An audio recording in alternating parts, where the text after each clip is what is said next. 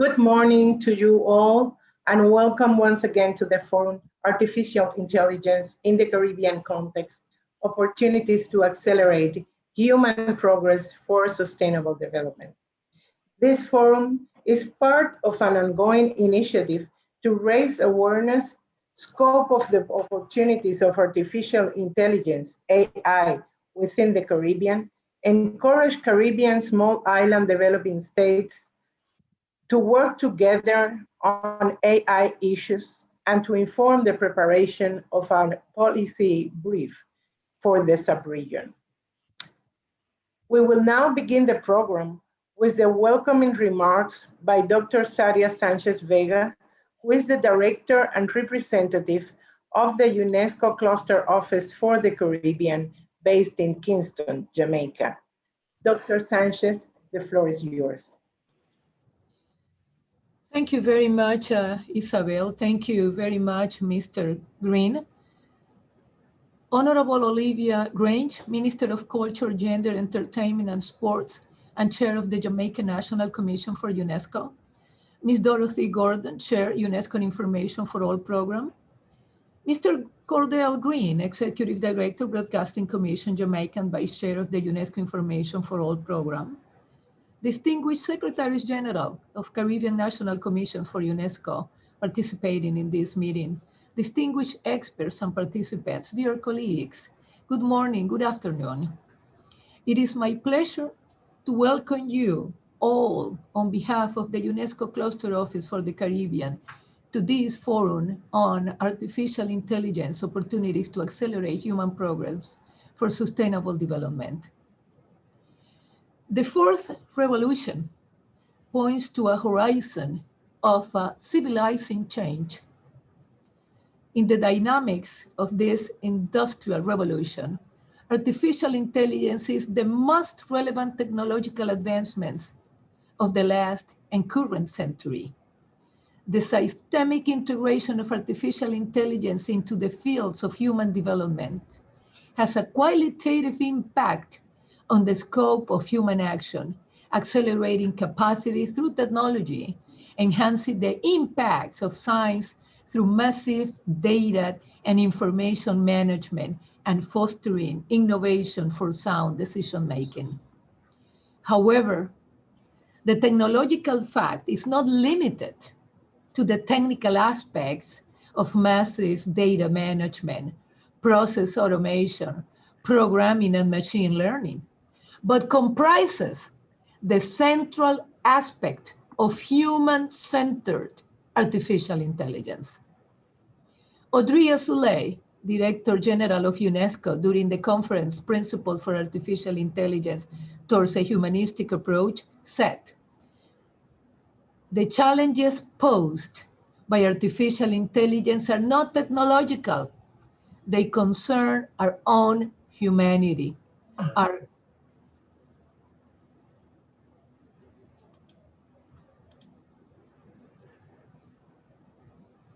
scientific, political, philosophical, and ethical dilemmas. The impact of artificial intelligence also poses risk based on the ethical aspects of its use. Artificial intelligence could contribute to deepen digital and social inequalities, perpetuating biases into programming that exacerbate prejudices, exclusion, and inequalities, gender inequalities through technological intermediation. We have to be mindful of ethical concerns around personal data management, privacy, access to information and freedom of expression, transparency of technology platforms, disadvantages resulting from digital illiteracy, possible disruption to labor markets, including in small island development states. In the COVID-19 scenario, artificial intelligence influence on decision-making has been placed at the very heart of the social trends. This influence extends to most actions of our daily life. The ubiquity of this technology, nonetheless, has also pervasive effects. With very click on social media, We leave a trail of data that feeds systems based on artificial intelligence to improve their predictive capacity, to tuning their ability to influence an interaction based on the user's taste. In this context, UNESCO advocates for a humanistic, value-based approach to artificial intelligence and its governance. We firmly believe that there is an urgent need to ensure fairness, inclusion, transparency, and accountability for the functioning of algorithms and their use of data.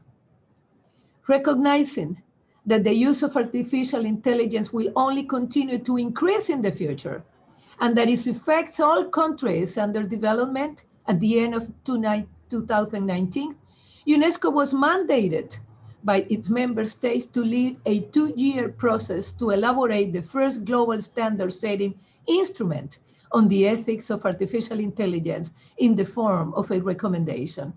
As a result, the draft recommendation has been submitted to UNESCO's 193 member states in November 2020, and its final adoption by member states, is planned at the organization's General Conference in November of this year, 2021. In the Caribbean sub-region, the rise of artificial intelligence is of no exception. Its rapid introduction and uptake give it great potential to address some of the Caribbean's most pressing development challenges and to support the small island development states in the implementation of the Samoa pathway. For example, its introduction into different commercial aspects of tourism, one of the most important economic drivers for SIDS, can significantly impact the relationship between tourists, destinations, and ultimately profitability. Furthermore, artificial intelligence could be employed to make quality health services more accessible, enhance agriculture productivity and food and nutritional security, while also contributing to understanding climate change, reducing marine pollution, and contributing to large-scale action aimed at preserving the environment. On the other hand, increased use of artificial intelligence systems and technology may cause a disruptive effect to the Caribbean labor market, with automation impacting employment. In this sense, public policies, and I would like to emphasize this, public policies, strategies, and programs are most needed to ensure that artificial intelligence empowers people, not replaces people, as Klaus Schwab once said. Against this background, today's meeting also falls within the framework of the Caribbean Artificial Intelligence Initiative, launched by the Caribbean Cluster Office in 2019, supported by the Broadcasting Commission of Jamaica and the UNESCO's Formation for All program. The purpose of this initiative is to raise awareness and promote reflection on the opportunities and challenges that artificial intelligence and its correlated technologies posed in the Caribbean small island development states. Today is not a one-time event. In fact, the reflection that you will make today will inform the elaboration of a UNESCO policy brief, including recommendations to support the formulation of artificial intelligence strategies and policies in Caribbean seas. Likewise, UNESCO as a knowledge broker is creating a repository of tools on ethical artificial intelligence. In partnership with our member states, our goal, is to continue to advance a constructive dialogue on the benefits and risks of artificial intelligence in the Caribbean, discussing the possibilities for innovation grounded in fundamental human rights, in gender equality and climate change, and the opportunities for the impact of artificial intelligence on these issues. The UNESCO Caribbean Artificial Intelligence Initiative is the platform for this dialogue. Before concluding, I would like to express once again our appreciation to the Broadcasting Commission Jamaica for implementing this event. We look forward to the outcome of this enriching meeting, as well as to engaging with you within the framework of the UNESCO Caribbean Artificial Intelligence Initiative. Thank you very much for your kind attention. Director Sanchez, we thank you very much for those welcoming remarks. We could not see you. The technology failed us to a certain extent, but we heard you clearly. And it's a lesson that we can triumph when we have technological challenges. I think we have just demonstrated the importance of the human centricity as we talk about technology and its impact on our societies. But this is not to in any way devalue or undervalue the fact that but for the technology, we would not have heard you. So thank you so much for those inspiring words. And we hope that sometime during the course of the day, we can resolve the technical challenges and you'll be able to join us fully. And now it is my pleasure to introduce the chair of UNESCO's Information for All program, IFAP, Miss Dorothy Gordon, who is speaking to us from Ghana. Good afternoon, Dorothy. Good afternoon, Cordell, and good afternoon to your co-chair. And I just want to say how pleased I am to be able to join you for what is really the third in a series of seminars. And I really want to congratulate the Broadcasting Commission of Jamaica, as well as the UNESCO Cluster Office for having hosted this series of meetings and continuing with this dialogue so that we fully exploit the opportunities that AI offers. And at the same time, we make sure that we are avoiding some of the risks. As the chair of IFAP, I am dedicated to ensuring that we eliminate digital divides and that we give people equal access in order to promote an inclusive knowledge society. And I would like to take this opportunity to remind us of some of the big issues that our wonderful resource persons, and I must say I was so impressed with the quality of the resource persons that have participated in the past events. I'm pleased to see Erica with us, Erica Simmons, Eldon Marks, Wendell Wallach, and I'm sure if I scroll down on the list of participants, I'll see many of the other resource persons as well. And they reminded us, first of all, that let's look at this issue in a very business-like way.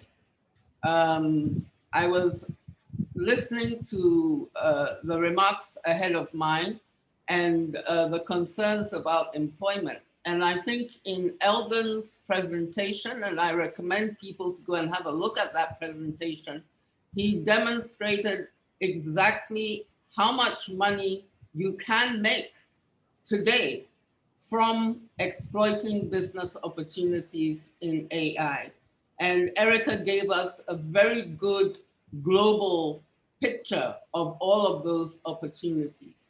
And there were specific things for the Caribbean, particularly relating to data sets for the Caribbean, and that you would have the opportunity to look at. So while we are worried about bias, and I think everybody mentions algorithmic bias, and the fact that issues of race, gender, and class are still very, let's say, to the forefront when we are looking at how AI could play out.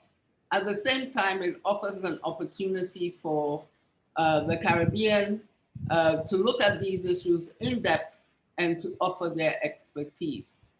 And expertise is another area that the previous sessions really honed in on. Yes, we have a number of high-level experts, and we were lucky to benefit from their inputs all throughout the Caribbean, including at research centers and universities. But we need to forge a stronger link between academia and business. And at the same time, we need to deepen that pool of skills. And so fundamentals such as digital literacy are very important. And at the same time, making sure that those technical people that we are training, I've forgotten his name, but he was an excellent professor who explained to us that we are training, but while we are training technical people, we must make sure that they understand business. So I feel that while we like to look at silos in terms of skills, artificial intelligence is encouraging us to have a more concerted approach, a collaborative approach, making sure that people understand the issues. And one of the sets of people that must understand the issues are, of course, our public servants. And in my own intervention, I stress the fact that whatever we do, government will be procuring AI systems. And we must make sure that our public servants have enough knowledge that they will be able to choose the right systems. And at the same time, make sure that by their choice, they're highlighting, they're making sure that we are at the same time building capacity. I was warned that I should speak for 3 minutes, and I'm sure I've already gone over my time because this is a subject that I'm very passionate about. But I just want to mention one other topic that Paul Golding, in fact, also brought out, and that was infrastructure. The previous intervenants on this opening session have talked about the importance of policy. And policy is extremely important. We must have a strong infrastructure, a strong broadband infrastructure if we're going to succeed. And so in closing, let me say that we recognize that if we are not careful, these technologies could further deepen divides. But we have a wonderful opportunity to make sure that they actually work for us. And we have to make sure that we look at what we can make use of immediately, what are the steps we have to take right now so that we become millionaire businessmen or businesswomen. We make sure that our kids have the right kind of skills. At the same time, as we do that, we should always remember the ethical concerns that have been addressed by so many groupings around AI, and in particular, UNESCO. How do we keep the human being at the center of all of this? And so with those few remarks, I just want to say once again how very pleased I am as the chair of IFAP to be associated with such a successful initiative. And I'm confident, given that we have so many participants on this session. I see about 170 right now, and I'm sure there may be groups of people listening in that I cannot appreciate, that we will take what comes out of these sessions and actually make sure that we act on them. So thank you very much for inviting me. And I'm looking forward to an excellent session. Thank you. Thank you. Thank you, Ms. Dorothy Gordon, IFAP Chair, for those remarks, excellent remarks, recapping our latest forum in December of 2020, and also for provoking good discussions for today. It is now our esteemed pleasure to have with us Honorable Olivia Grange, Minister of Culture, Gender, Entertainment, and Sport in Jamaica, to give the keynote speech to this event. The minister is having a challenge with the connection, and for that reason, she will join us by phone. Time will not allow us to cover the minister's expansive bio. We will just say, in summary, that Minister Grange is chair of the Jamaica National Commission for UNESCO and has served UNESCO in very significant capacities. She was chair of the 15th session of the Intergovernmental Committee on the Convention for the Safeguarding of the Intangible Cultural Heritage, held between December 14 and 19, 2020. The minister was only the fourth woman to chair this intergovernmental committee. As a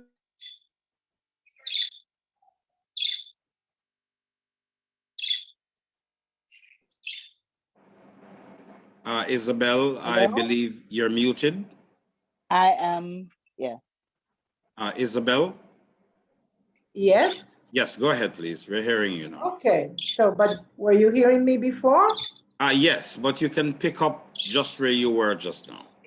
Okay, so I was saying that as a member of UNESCO's Executive Board from 2017 to 2021, she delivered the opening plenary of the 2010 session in December 2020. The Honorable Minister posited that small island developing states seats needed to be a global priority in UNESCO's medium-term strategy. She was also chair of the Committee on Convention and Recommendations, which is a permanent subsidiary of the Executive Board. The Honorable Minister served in that capacity from 2017 to 2020. With these few observations, I now invite Honorable Olivia Grange to make her remarks. Thank you very much. For our forum co-chairs, Ms. Isabella Vieira Bermudez, Advisor for Communication and Information at the UNESCO Cluster Office for the Caribbean, and Mr. Cordell Green, Executive Director of the Broadcasting Commission of Jamaica and UNESCO IFAP Vice Chair, Ms. Saadia Sanchez-Vegas, Director and Representative for the UNESCO Cluster Office for the Caribbean, Ms. Dorothy Gordon, Chair of UNESCO's Information for All Program, IFAP, joining from Ghana, distinguished speakers, my Caribbean brothers and sisters from home and the diaspora, greetings all. Can you hear me okay? Each year in Jamaica, yes, Minister, you could project just a little bit more, but we are hearing you. Okay, fine. Each year in Jamaica, is that any better? Yes, thank you. Thank you. We celebrate February as Reggae Month, as you would know. UNESCO has designated reggae music as an intangible cultural heritage of humanity. So it is fitting that Reggae Month coincides with Black History celebrations across the African diaspora. It is therefore of particular delight for me to see us gathered in Reggae Month and Black History Month to chart a course for the future of our region in the era of the fourth industrial revolution. It is indeed my great pleasure to deliver this keynote address to the Caribbean Artificial Intelligence Forum. As Jamaica's Minister of Culture, Gender, Entertainment, and Sport, I begin by acknowledging the unusual gender makeup of this 99% female opening panel at an artificial intelligence forum. It is outstanding and calls for a pause and reflection on the fact that the voice of AI is female. Did you notice? Yes, it is widely acknowledged, but its genesis is quite unlike the female presence and voice which are on display here today. The voice of AI is female because of the initial use of a woman's voices for AI voice assistants. I am certain you have heard such voices when using Amazon's Alexa and Apple's Siri. Maybe you have also heard of Microsoft's Cortana. And while Google now is gender neutral, there continues to be a rise of gender.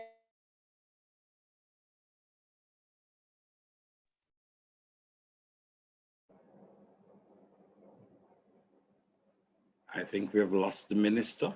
Hello? She's Minister? muted. All right, I'm back. Yes, okay. Go Okay. ahead, please. Now, over the years, AI voice assistants have proven to be excellent productivity tools, but they are not foolproof. And in those instances, gendering them make women the face of glitches and errors that result from the limitations of hardware and software designed predominantly by men.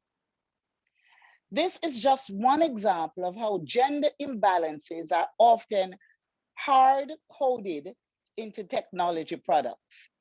This trend of gendering AI voice assistants therefore requires attention. So one of the goals we must set ourselves is to ensure that the voice of Caribbean AI is gender neutral.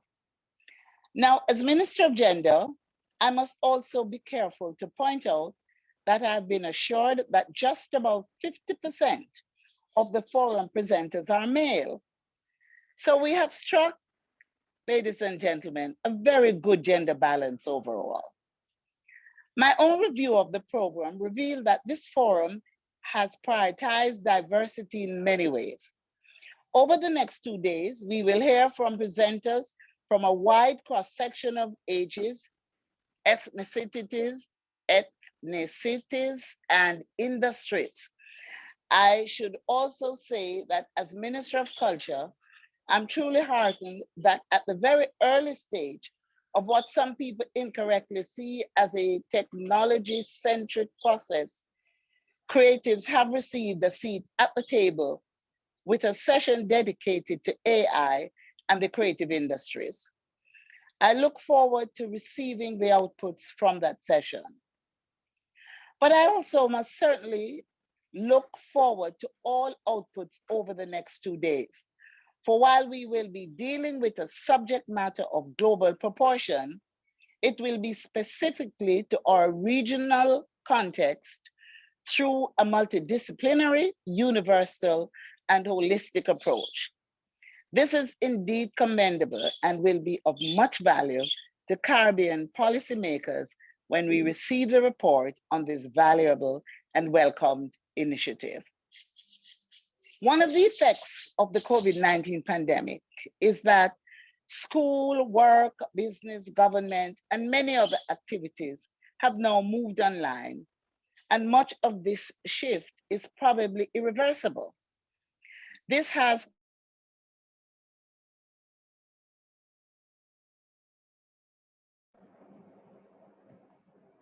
Have we lost the minister again? I think so. Hello? Well, Unfortunately, it appears Minister Grange's connection has again been interrupted. Our apologies for that. We will try to facilitate the minister if she's able to rejoin. Let me just say she made an excellent point about the makeup of the opening panel being 99% female, as the 1% male. I have no complaints at all being in the minority. It's a great privilege and honor and an excellent experience to be in the presence of very brilliant, beautiful, and powerful women. So we thank the minister for those remarks. Although interrupted, she did make some very salient points. And one of them, of course, is that the creative industries is at the table, and it's not here in a perfunctory manner. It is because we absolutely believe that the creative industries represent our oil, and that we should talk about artificial intelligence in the broadest possible way and look at the full spectrum, but ensure in all of this that we do not lose sight of the creative industry. So thank you, Honorable Olivia Grange, for your remarks. Thank you as well to Ms. Sanchez-Vegas, the Director of Unesco's Cluster Office for the Caribbean, and to Dorothy Gordon, the Chair of IFAP, for her preliminary remarks. And without further ado, I hand over again to Dorothy Gordon, who will moderate the first session. Just to note that the speaker bios will be posted in the chat, so for all the sessions, we will not necessarily do long introductions for the speakers. Session 1, Principles for AI Governance, will begin now. Madam Chair, I give you the floor. Thank you, Cordell. And as you said, we are not going to spend too much time on introductions. We have a very tight session. I think that it is important, though, to mention that our first speaker, Carolina, is a senior research fellow at the University of Duisburg. And she also holds a number of positions with universities in Argentina, universities and research centers. It will be very interesting to see what she's going to say and to see if in describing these principles, there are different perspectives from her experience in Germany as opposed to her experience within Latin America and the Caribbean. So Carolina, you have the floor. Thank you, Dorothy. Hello, everyone. It's here the afternoon in Germany, so I know it's early in the morning in the Caribbean. I hope you are having a nice cup of coffee. I will share my screen. I have, I think I'm allowed to do that because I have a very short presentation, but the idea is to make this as informative to engage into discussion. And I know I have a very limited amount of time, but one of the issues I wanted to bring forward into this first panel session and that we were discussing and having this exchange before with Dorothy in the panel is with respect to the laying the grounds for what comes in terms of moving from principles to policies. No? And one of the problems we've seen in the development and strategic thinking about AI in the last years has been the development of over nearly now more than 100 recommendations on ethical procedures and principles for AI advancement. And this is an illustration of a compilation developed by Jessica Field at Harvard Berkman Klein Center with collaborators. And unfortunately, I highly recommend her paper, but the visualization is it's not good. It's so cluttered for a presentation that I had to sort of map it out for everyone here. But basically, the paper, this research maps up until the last quarter of 2019, the main lines of ethical themes that have emerged in the different ethical documents and declarations around the world. And I have to say that in 2020, there are some others. So this research is already a little bit outdated, but in general terms, it's very, very valid because they have identified, I mean, the main pillars of ethical strands of concerns regarding the development of AI into an ever-increasing number of policy domains, no? And so the issue of justice and non-discrimination, the promotion of human values, professional responsibility, human control of technology, transparency and explainability, security, accountability, and privacy are all carefully defined and addressed in this work. And it might be a bit more granular than the kind of discussions we're sometimes seeing around the issue of fairness or the issue of prejudice and bias. And I think this also reflects the kind of technical language and approaches we need to become aware of when thinking about, well, regulating AI in a kind of way, no?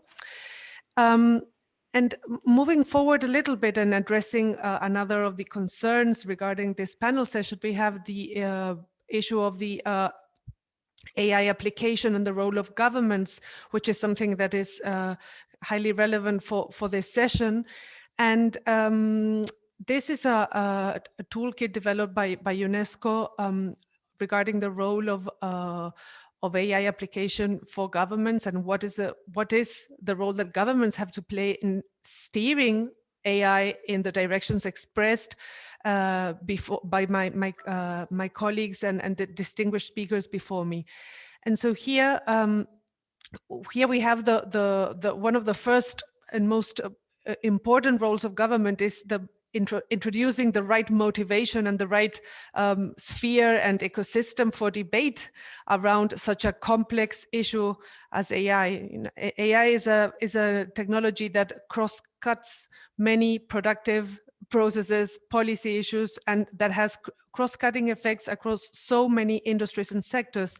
So we are talking about the inclusion of a wide variety of actors, stakeholders with different interests and with different skills, as Dorothy was mentioning in the opening debate, in her opening remarks, I'm sorry. So another aspect related with the role of governments is the particularly strong role in the crucial role as a stakeholder in the policy process, and also in identifying the themes that are most relevant and vital for the development of AI policies, systems, and eventual applications in country or regional contexts.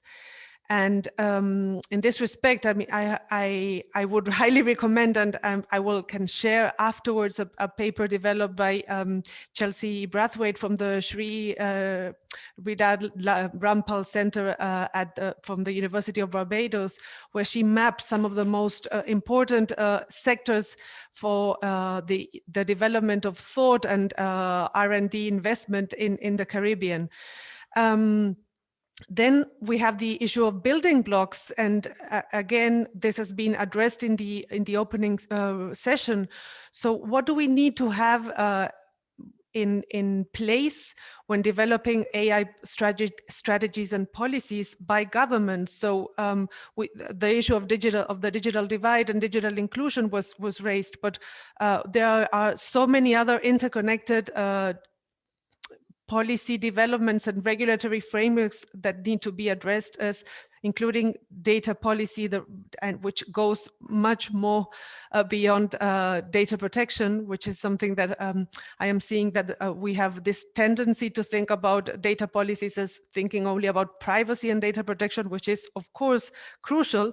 But in terms of innovation, in terms of development, we also have to think about more comprehensive frameworks of how to address data models, for example, for the reuse, for local entrepreneurs, open data policies, etc., that are very much part of the tracks of the issues we want to raise in the role of governments in the promotion or raising awareness of the application of AI systems in a particular society.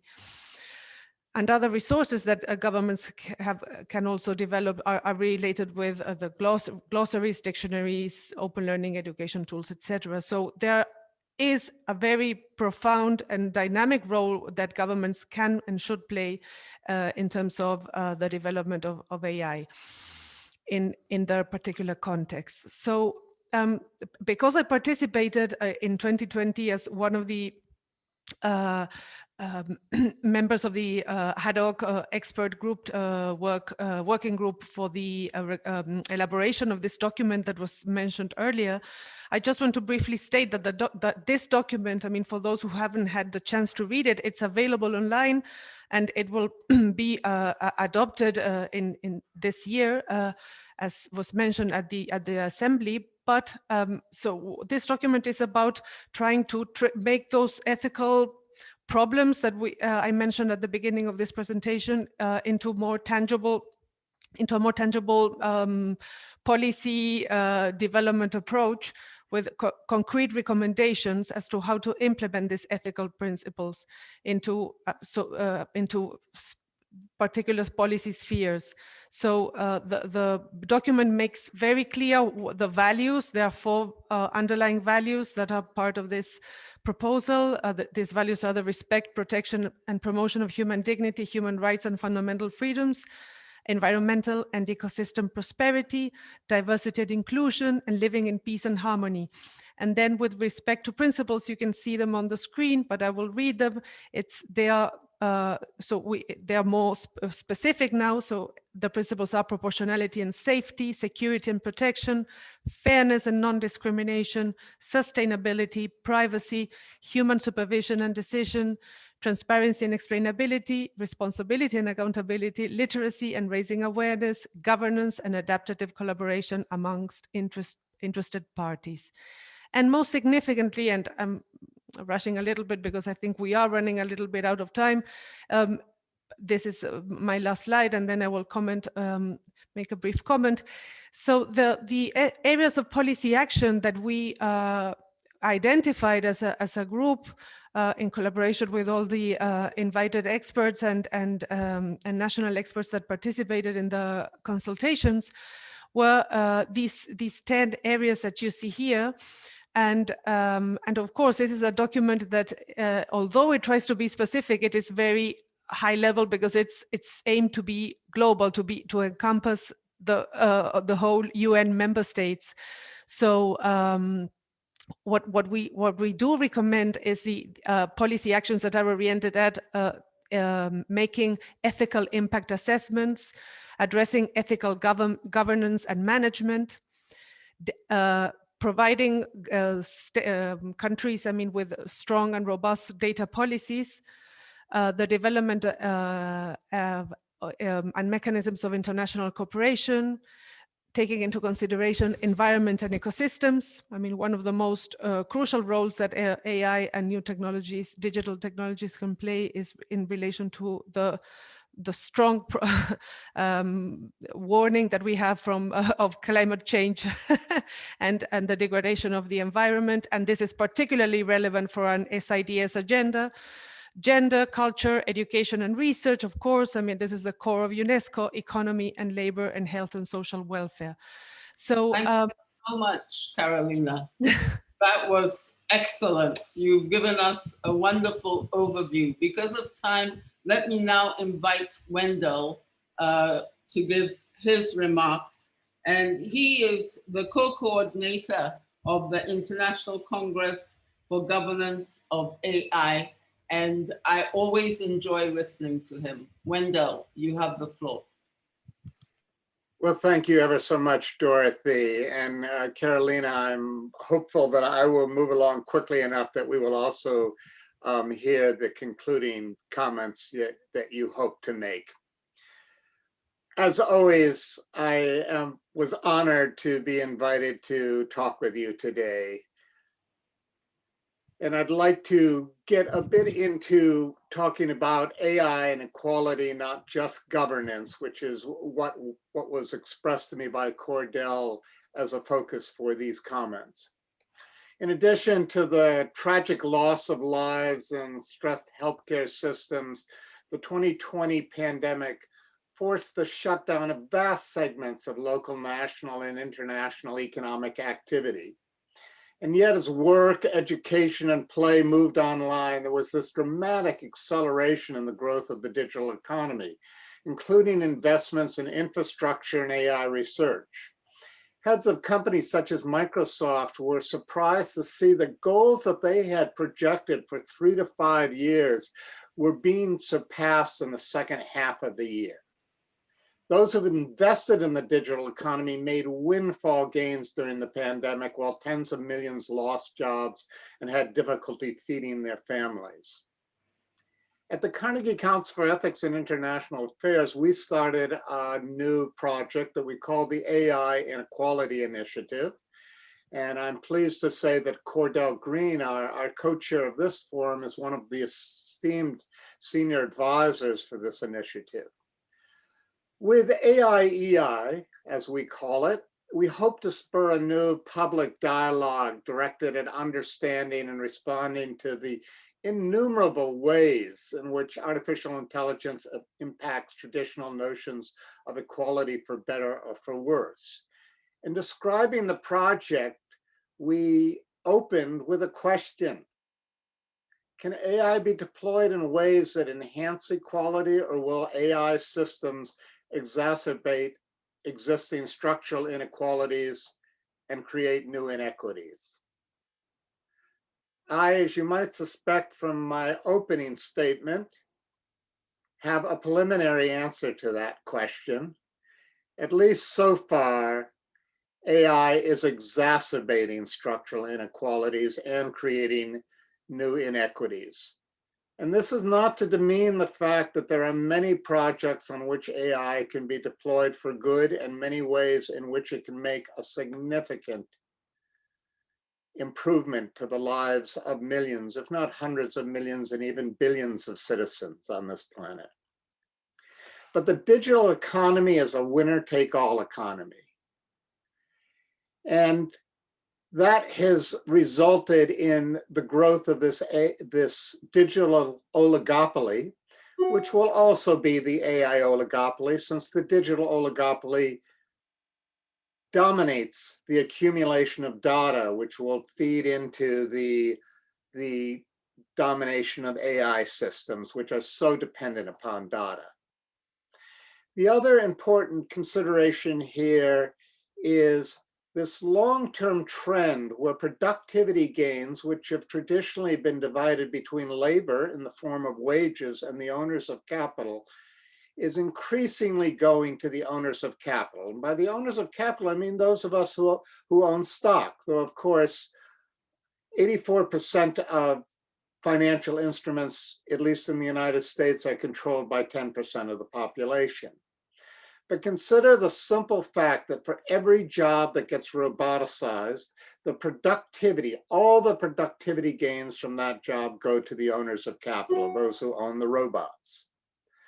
Now, this focus on technological unemployment and the way in which smart systems will exacerbate the digitization of jobs, the turning over of jobs to adaptive systems, particularly when we consider the fact that the focus is almost totally on efficiency and productivity gains. This is well known.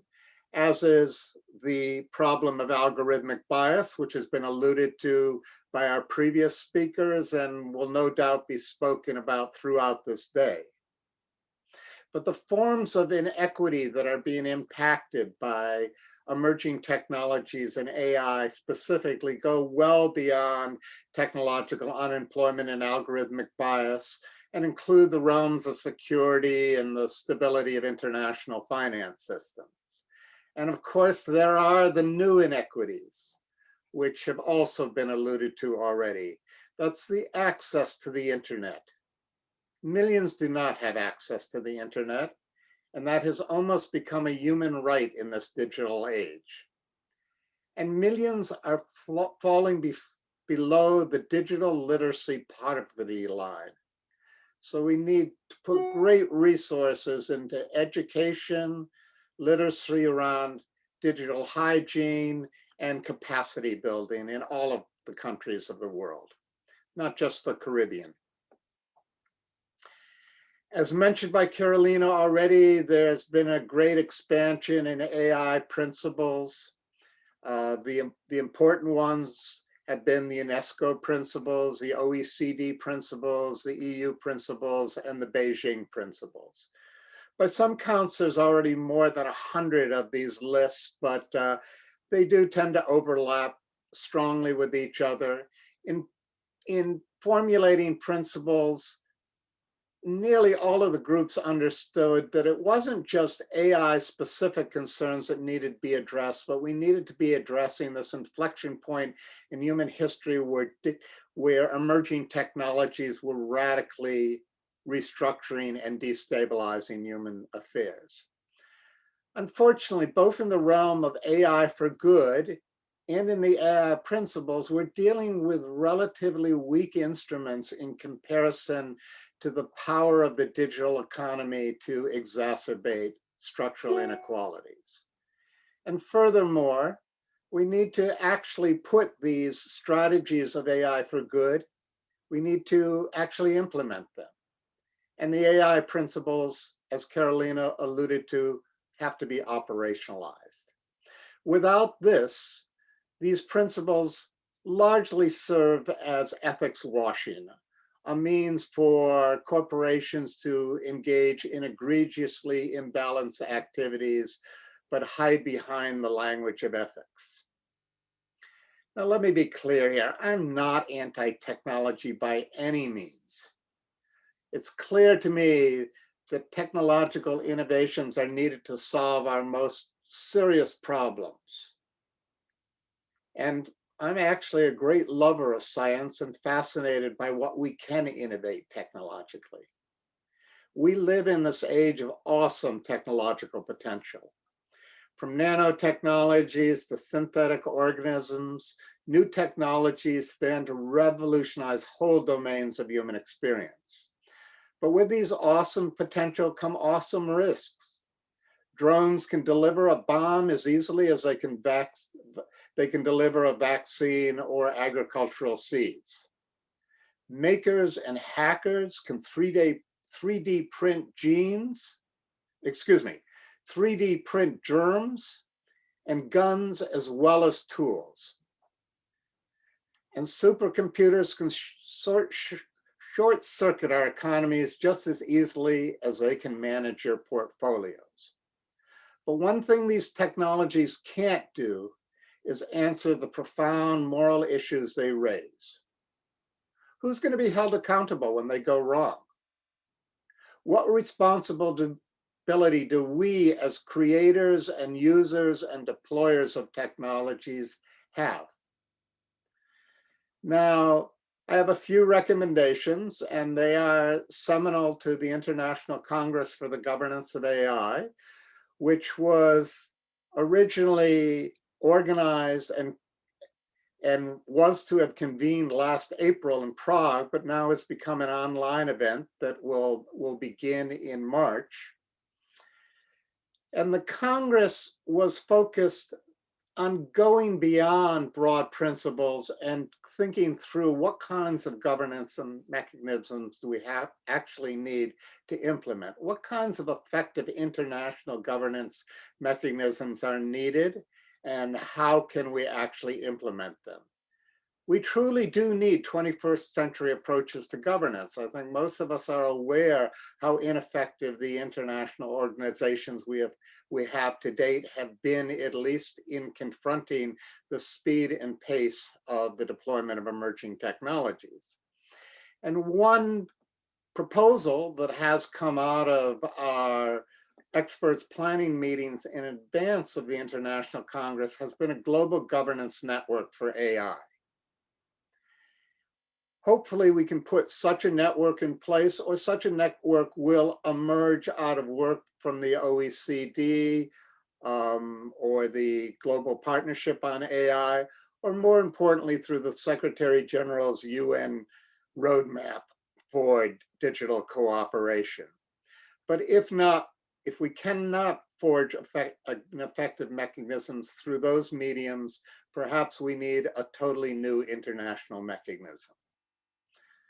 But secondary to this is that whatever governance approaches we put in place, they are meaningfully inclusive.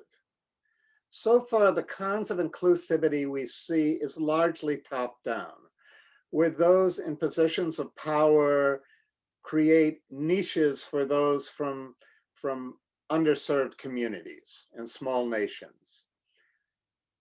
We need bottom-up inclusivities. And therefore, I encourage those of you in the Caribbean, and I really have been encouraging groups all over the world to self-organize and pick your own representatives to these international forums, not just governance forums, but there are forums looking at deploying scientific innovations and health regimes to countries around the world. And they need representation from underserved communities or the global South. And they don't always know how to get those representatives. So I would like to see those representatives being selected by networks within those communities and directed to these forums rather than these forums picking those representatives themselves. So in conclusion, let me just say, we are in this dramatic inflection point in human history. It's largely created by the convergence of global warming and the deployment of a vast array of emerging technologies that are going to interact in ways that no one can predict. And we need comprehensive governance approaches to address these challenges. Thank you ever so much for your attention.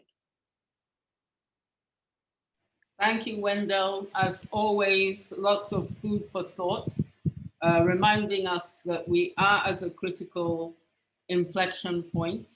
And I was very pleased that, at least in this session, I was not the first person to say oligopolies, as I usually am, but reminding us of the relative power of the players. And I think that we have to keep this in mind. You know, all of us who come from small countries, we have to realize that even large countries are at a disadvantage given the power of big tech and the winner takes all approach. I think that in particular, I want to highlight what you said about security, because people are walking around without realizing that entire government systems could be brought down unless we design our approach in such a way that we have alternatives. And Carolina, if you could now just give us the one sentence you wanted to add at the end. I'm very curious. I'm sure you're going to tell us what we are doing in Europe that maybe we could look at. So thank you. My comment was addressing the question you posed to me before the presentation, is what is Germany doing in this respect? I always work from a Latin American and Caribbean perspective. I'm very much interested in how this developing region as a whole addresses digital governance issues, and with AI, this is not the exception. So what I basically see in Germany is, well, a very strong government with a strong regulatory capacity, putting sometimes platforms on their knees in terms of data protection and data governance. So that's, again, because data is so crucial for AI, this is something that is very different in what we see here. And Germany is a very important market and influential in Europe as a whole. Secondly, there is a very robust civil society in Germany. And it's when you talk about governance, and as Wendell was referring about comprehensiveness, we are not just talking about governments in governance, but also about civil society.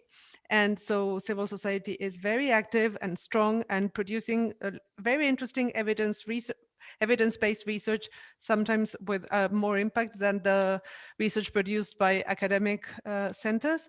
And finally, there is the issue, and because of all the regional integration mechanisms that the Caribbean has, which I think is very relevant for you to think about, is in which way can regional mechanisms foster this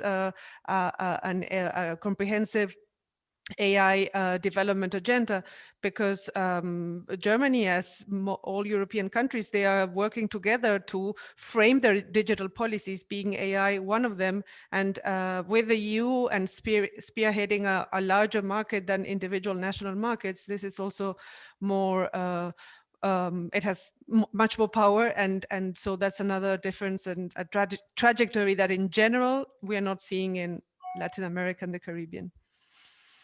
Excellent. I have been given, I see a few questions in the Q&A. One is about taxing robots. And I think that Wendell addressed that. You could tax the robot, but if you haven't managed the power structure behind that robot, that's not going to help you to any great degree. I'm not sure if we can go into that anymore. Do you want to comment on taxing robots, Wendell? Well, taxing robots is one position that's been put forward. I think it's probably a little bit more complicated because it becomes very difficult to know what is and what is not a bot. These bots are not just physical robots, but they are software that are basically all pervasive in nearly every. Your refrigerator is your refrigerator a robot, And that, particularly when we have the Internet of Things, and there is basically everything in your life is wired together. But the underlying problem is broader in terms of this growth of the digital economy. How do we find ways to tax it, or at least generate the capital we need for effective governance, perhaps guaranteed incomes or other societal impacts that require resources? And that's a broader problem. We are in the midst of a distribution crisis, as I was trying to allude to, as capital goes more to as productivity gains go to capital and not to labor, not to wages. So we need some means of effective redistribution, and that is usually thought of as a taxation problem. Taxing robots was one fanciful notion on how to address that. Well, I could say a lot on this, but I see that we are already over time. So I want to thank both of our panelists for really stimulating presentations and a lot of food for thought. And I hope, Cordell, as we move forward, we'll capture some of these elements so that we look at the recommendations at the end of the session. I mean, the whole forum. So thank you all very much, and good afternoon and goodbye. Thank you. Thank you very much, Dorothy, Carolina, and Wendell. And we have Erica Simmons, who is paying very close attention, Dorothy, to what is being discussed, including the chat, because these elements will find their way in a Caribbean policy brief, which is being prepared which would include a report on these 2 days and the forum in December. Very instructive comments and laying the groundwork for what is to come. Before we move to the next session, just a quick poll. We know Wendell mentioned, and Caroline as well, the UNESCO draft recommendation on the ethics of artificial intelligence. We're just wanting to know for persons who are attending whether we have read the draft recommendations or similar reports and recommendations that have been made on ethics. It's just a yes, no to get a sense of what's going on in the Caribbean. So, yes, so it is, we are indicating here that there's still quite a bit of work to be done, which is partly why we have organized this forum. A lot of material is being created, and Caribbean people need to become aware of these. We are usually rule takers and not rule makers, but probably for the first time in human history, or for a very long time, there really is an equal opportunity to weigh in on these matters. So we don't control all the levers of power, but there is really an intellectual movement on the way now to determine the governance of this new society which is emerging. So for starters, we recommend that we go online and we find the UNESCO draft recommendation on the ethics of artificial intelligence, and there are many other reports, the IEEE, etc. All right, thank you very much. Isabel? Yes, thank you, Cordell. I think this has a very interesting results. For the next session,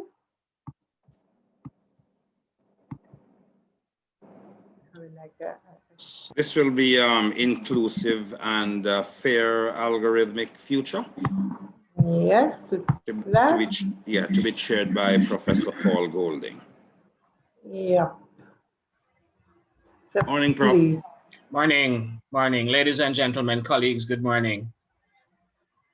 We are doing a very tight schedule this morning. The area that we're looking at is the equitable application of AI in society with respect to human rights, with an emphasis on the disabled, elderly, children, and youth. We have a very esteemed panel, but we also have a tight schedule, as I mentioned before. Our panelists includes Danraj, Patrick Lafayette, Deidre, Renee, and Paula in that order. Each person will have 8 minutes. 4 of the presenters will be pre-recorded, and the final presenter, Paula, will be live. I encourage my colleagues to use the 8 minutes and not more, so that we can have a little time left at the end for Q&A. So without further ado, we will start with Danraj Thakur. Danraj, you have the floor. Hello, everyone. My name is Danraj Thakur. I am the Research Director at the Center for Democracy and Technology, which is based in Washington, D.C. And today I want to talk about gender and artificial intelligence, considerations for the Caribbean. I think there have been several other presenters that have discussed definitions of AI, and I just want to highlight that 2 of the issues or concepts that I'll utilize in some of the examples here include machine learning and deep learning, both subsets of AI. What's key to understand the impacts around the deployment of AI is the context. And the context that I want to focus on here is gender relationships within the Caribbean. I'm going to use the example of Jamaica, not that it's necessarily representative of the entire Caribbean, but it's illustrative for purposes of the presentation. And also from the verse that I want to highlight the word gender, And the way I use it here is in a binary sense, as in men and women, which is incomplete. And a more sophisticated analysis of gender and how AI impacts gender relationships would include more broader representation of different expressions of gender. So within Jamaica, we know that unemployment rates are higher for women, and even where women and men work in comparable jobs, women earn less money, women have less political power, and women are subject to more and significant degrees of sexual violence and intimate partner violence. And that translates to also to higher levels of gender-based violence online.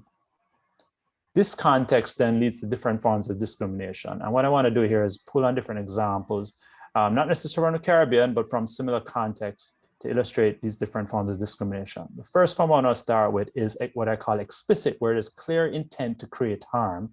One way in which this is done is through deepfakes, which is essentially using deep learning tools to create fake but realistic images, often pornographic images of women without their consent. And the headline here points to a bot that was deployed on Telegram, which is similar to WhatsApp. Another form of implicit discrimination is how women are considered to be the embodiment of AI. I draw your attention to this screenshot here of a TV ad from Micromax, which is an Indian-based company, which had developed an AI assistant tool called Aisha for its mobile phones. And here the woman in the screenshot is meant to represent that AI tool. And if you watch the ad, you can see how that's done in a kind of sexualized way. AI chatbots, AI assistant tools, whether from Nigeria, Kenya, or within the US, the ones that you might be more familiar with include Siri, Cortana, and Alexa, all take on women's identities by default.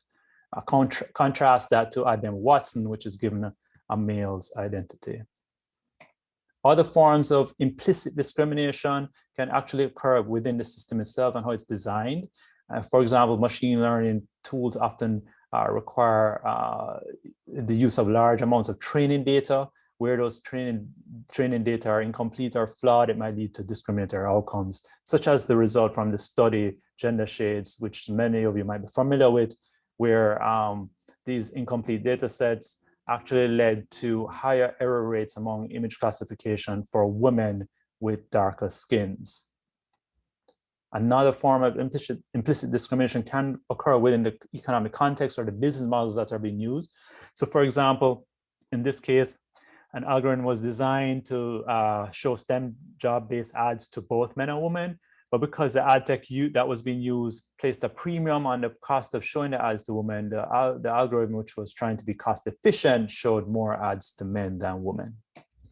Language is also relevant. AI systems often understand language based on its designers, which are typically men, and also its interaction with different people online. So two examples here, one from Microsoft's Tay chatbot, which was developed a few years ago, which when deployed, very soon started harassing women on Twitter. And then a second example, much more recent, is Lee Luda, which was deployed on Facebook and started harassing people there.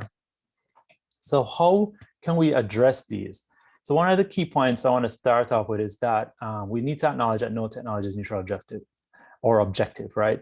They are in effect a product of our society and all its biases. Emerging technology, and in fact, such as AI, will co-evolve with existing inequalities. What that all means is that it will simply reinforce existing forms of discrimination and inequality unless they are intentionally designed to do otherwise. That intentionality, I think, is relevant to policymakers, researchers, and industry. For policymakers, I think the important place to start is through gender-responsive AI policies.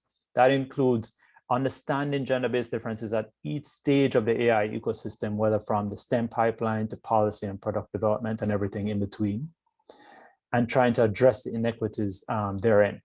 It also means investing and developing guidelines to help industry mitigate against potential gender discrimination. Industry, business people often don't have the time or resources to think about these kinds of things, and they will look to government to help provide guidelines about how to prevent them. That can include algorithmic impact assessments and explain the guidelines around AI tools. Governments can also provide incentives to industry to hire women and promote women's leadership in AI, incentivize venture capital to promote gender equity in AI, and obviously support finance and training to support more gender equitable AI entrepreneurship.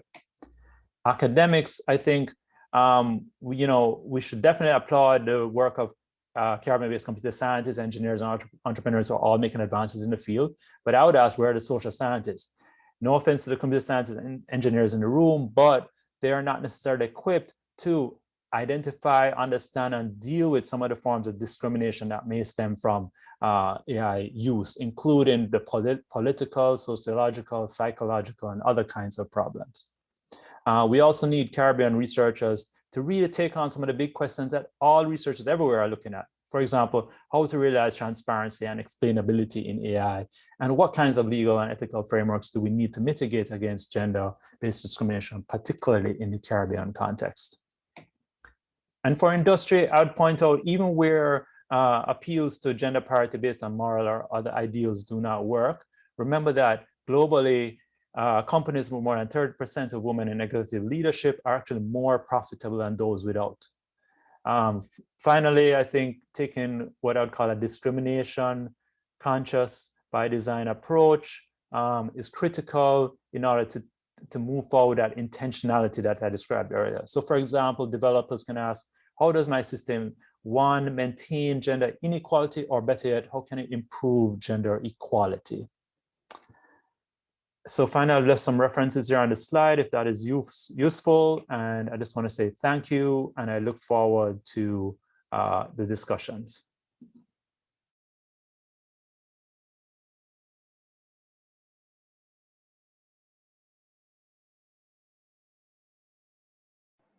Prof, you're muted.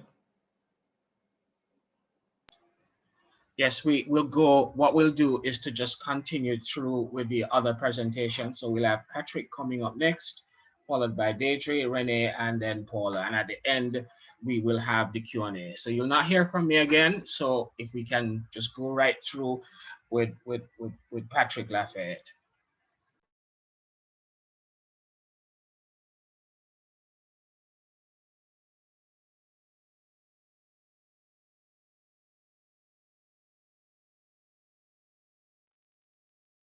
Greetings, my name is Patrick Lafayette. I'm a VIP, a visually impaired professional.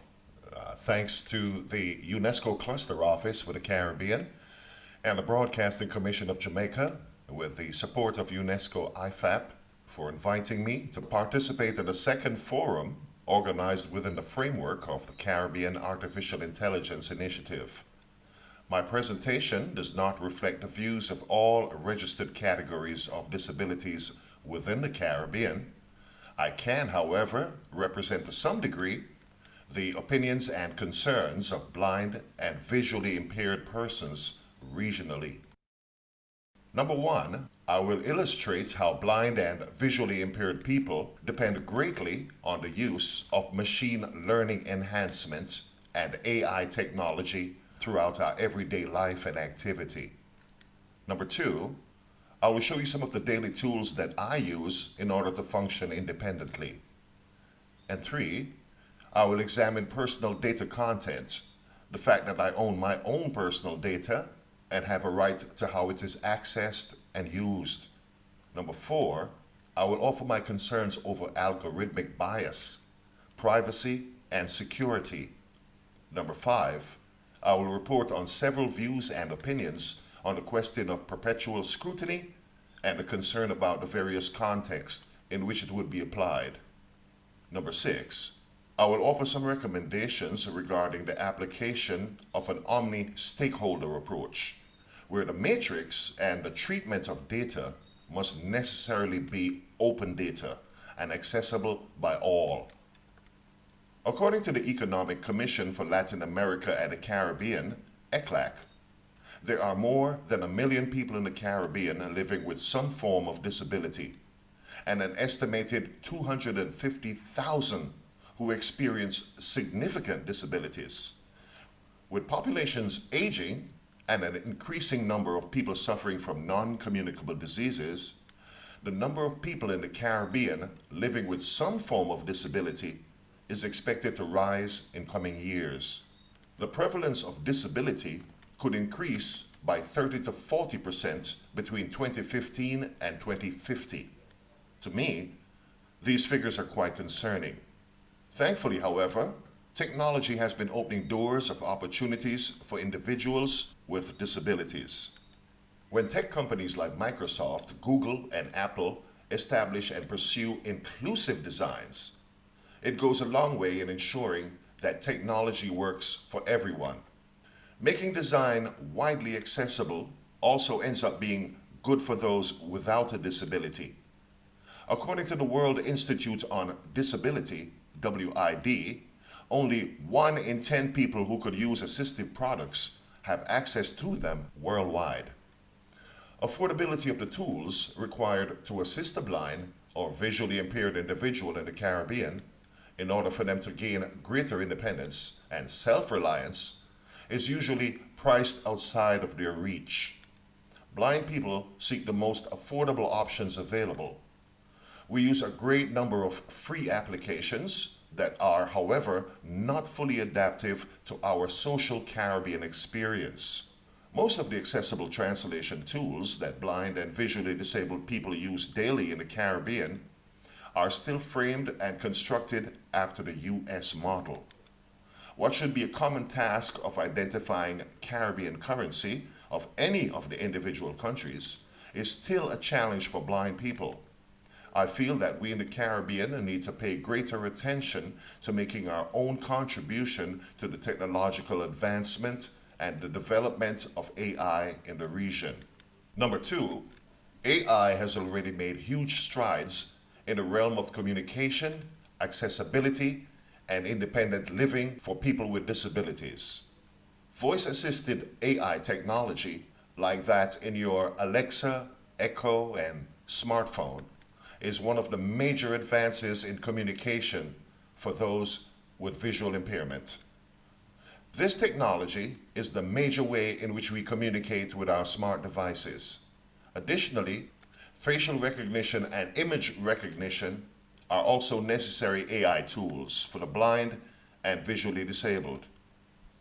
Number 3, there's a critical need to establish AI standards in order to ensure guardrails against violation of privacy and other human rights.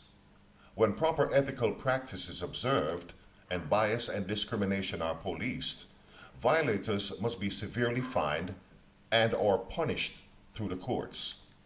As we look forward to legislation of AI policies so that full inclusion of persons with disabilities in the evolution of AI occurs, many of us foresee compounded risks of AI use unless there is commitment to and prioritization of privacy, ethics, and bias.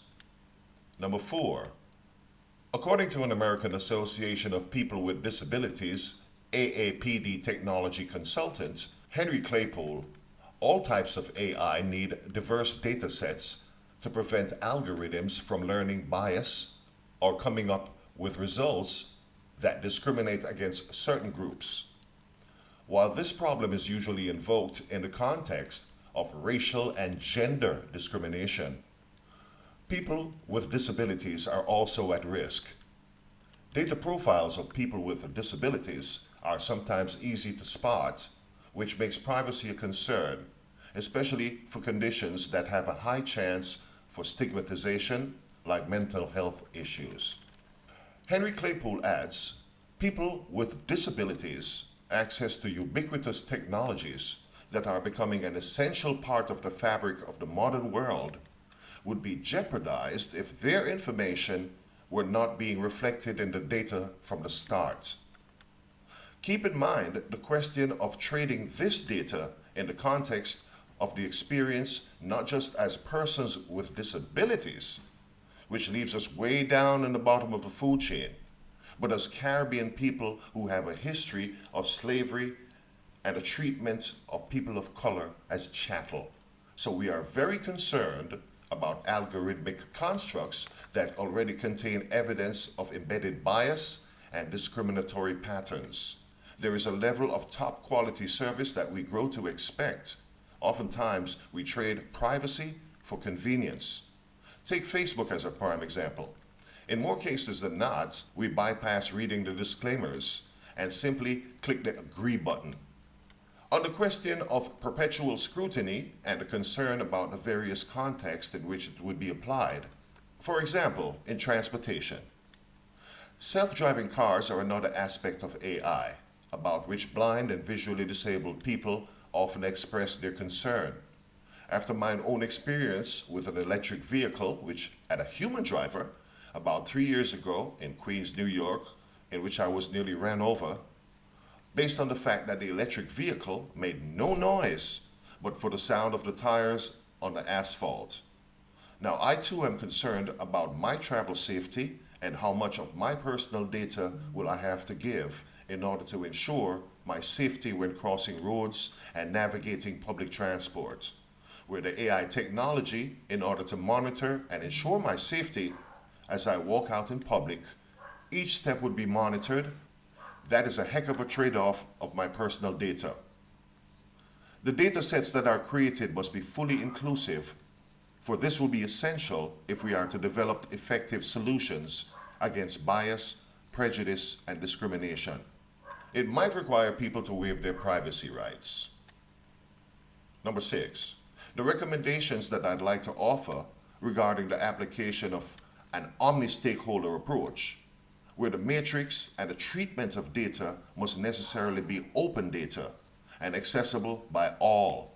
Tech access in the Caribbean is a problem for now, but with a more concentrated effort to educate and equip the young generation of the Caribbean to play a greater role in the development of AI technology that will be reflective of our regional experience, that's what's needed. It's not a far stretch to see how blind and visually impaired people from the Caribbean region can easily be disadvantaged by algorithms designed without full and fair inclusion. As Caribbean residents and citizens of independent states, we already have to deal with the problem of our disability, the challenges of our poor economic condition, the lack of viable employment opportunities, and proper education tools and facilities. In most cases, these communities throughout the Caribbean have a great reliance on government for care and social service. And since our greatest concern is privacy, without ignoring the stigma attached to government and tech industry who have been guilty of trading and selling personal information, this to us is a major concern. We're in the category of the vulnerable and are concerned that our choice and options might be limited to our compliance or willingness to part with personal data. We request that when the AI policy construct is implemented, the disabled people of the Caribbean can be assured that their governments will establish guardrails, watchdog groups, and algorithm constructs to ensure parity. Thank you ever so much for your time. I'm Patrick Lafayette. God bless you.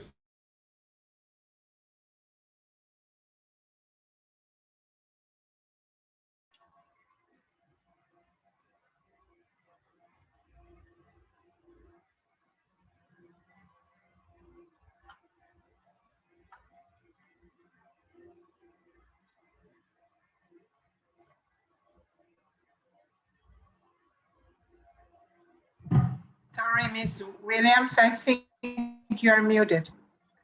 Yes. Deidre, Ms. Williams? you're muted. I'm a recording. Yes. Good morning, and thank you for inviting me to make a contribution to this discussion about an inclusive and fair algorithmic future. In the spring of 1993, I was lucky enough to be in the audience at one of the very early demonstrations of Mosaic, one of the earliest web browsers, at the University of Illinois, Urbana-Champaign. 28 years ago, the online world was full of golden possibilities. Perhaps people will disapprove of my metaphor that the snake of commercialism hadn't yet been allowed into the garden.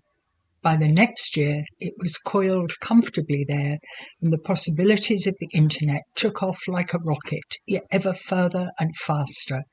And once again, the smaller, poorer, more remote countries of the world were left further and further behind. When the rules were being agreed, we weren't in the discussion, and so found ourselves bound by rules set up elsewhere by other people. We, the people of these small islands, need to adopt the slogan created by the Persons with Disabilities constituency and insist, nothing about us without us. My comments for this discussion boil down to two main headings: language and big data. About language, we should examine first the words that we use when we talk about AI. The verb to learn is used, but the method of learning more resembles Pavlov's conditioning, in which a very precise stimulus elicits a similarly precise response. But the response is not necessarily related to the stimulus in human terms. I suggest that when we speak of learning as a general term, we are considering something much less precise, much more human. When we talk about AI as if it were capable of good and evil, we forget that it is a virtual machine and amoral. Any capacity to display good or evil depends on the humans who programmed it and the data that was fed into it. But of course, it all adds to the hype, and a barrier to understanding is created between the AI itself and the ordinary person whose life may be affected by it. The face of AI presented to the ordinary user is a pseudo-human face, which is particularly intimidating. An inclusive and fair algorithmic future requires provision of objective information about that future pitched at the level of its ordinary users. There is another dimension to my language heading. In another life, the St. Lucian poet Derek Walcott wrote that we were blessed with a virginal, unpainted world, with Adam's task of giving things their names. That's where we all begin, learning language, learning the names of things, and that's where artificial intelligence begins, with humans giving things names, labels, to allow the AI to function. Do the labels given include us, include our context and circumstances? Is our world there at all? Is this AI intelligent about us? My second heading is big data. My comment that the data is not big enough. Once again, we run the risk of being left out. With a sadly few but excellent exceptions, the Caribbean is not good at collecting its own data, at keeping those data sets up to date and accurate, and at sharing them. What AI excels at is identifying patterns, at picking out things that it has been taught to see and recognizing that other elements that it has been taught are or are not present. But it needs to have had the process initiated by human agency. Someone needs to teach it these elements, and if an element has not been taught, then it cannot be recognized. As an illustration from ordinary life, several years ago, my husband's laptop was stolen. The laptop was recovered and the prosecution brought to court. Sadly, at that time, the law had not been taught to recognize the value of the information contained in the device. Because it had not been taught, it was unable to see the several years of my husband's research that had been destroyed by attempts to purge the hard drive. It could see only a rather elderly and hence not very valuable artifact, and so was unable to take the crime very seriously. Have you ever wondered why artificial intelligence is unable as yet to provide us with definite and reliable forecasting of hurricanes? That would be such a useful application. There would be no need to close down countries based on the possibility that this particular storm might hit. No need to board up windows, buy supplies, wait through agonizing, fear-filled hours, unless you knew that the threat was real and the storm would hit. But so far, we cannot predict hurricane trajectories exactly. Doesn't this sound exactly like the type of problem that artificial intelligence was created to deal with? The problem is that big data is not big enough. We need a mechanism that will capture data about the flapping of butterfly wings in outer Mongolia. Then we might be able to know if the hurricane will hit us or not. The ITU has just launched a new focus group to apply artificial intelligence to natural disasters. I hope that we will be part of it and that we will ensure that our data is faithfully and accurately reported for the use of the exercise. Without the human will, the political will, this initiative for us will fail. There is also the issue of trust. Many examples of artificial intelligence are things that we are expected to sign up for, buy into, but what if we don't trust them? What if we have heard about predictive technology that has been demonstrated to make terrible mistakes based on biases that are programmed into the software? So please add to the policy wish list language about artificial intelligence that we understand and that includes us. Sufficient accessible information to allow us to understand and trust artificial intelligence, and initiatives for the collection and the protection of our inclusive and accurate data. Thank you very much.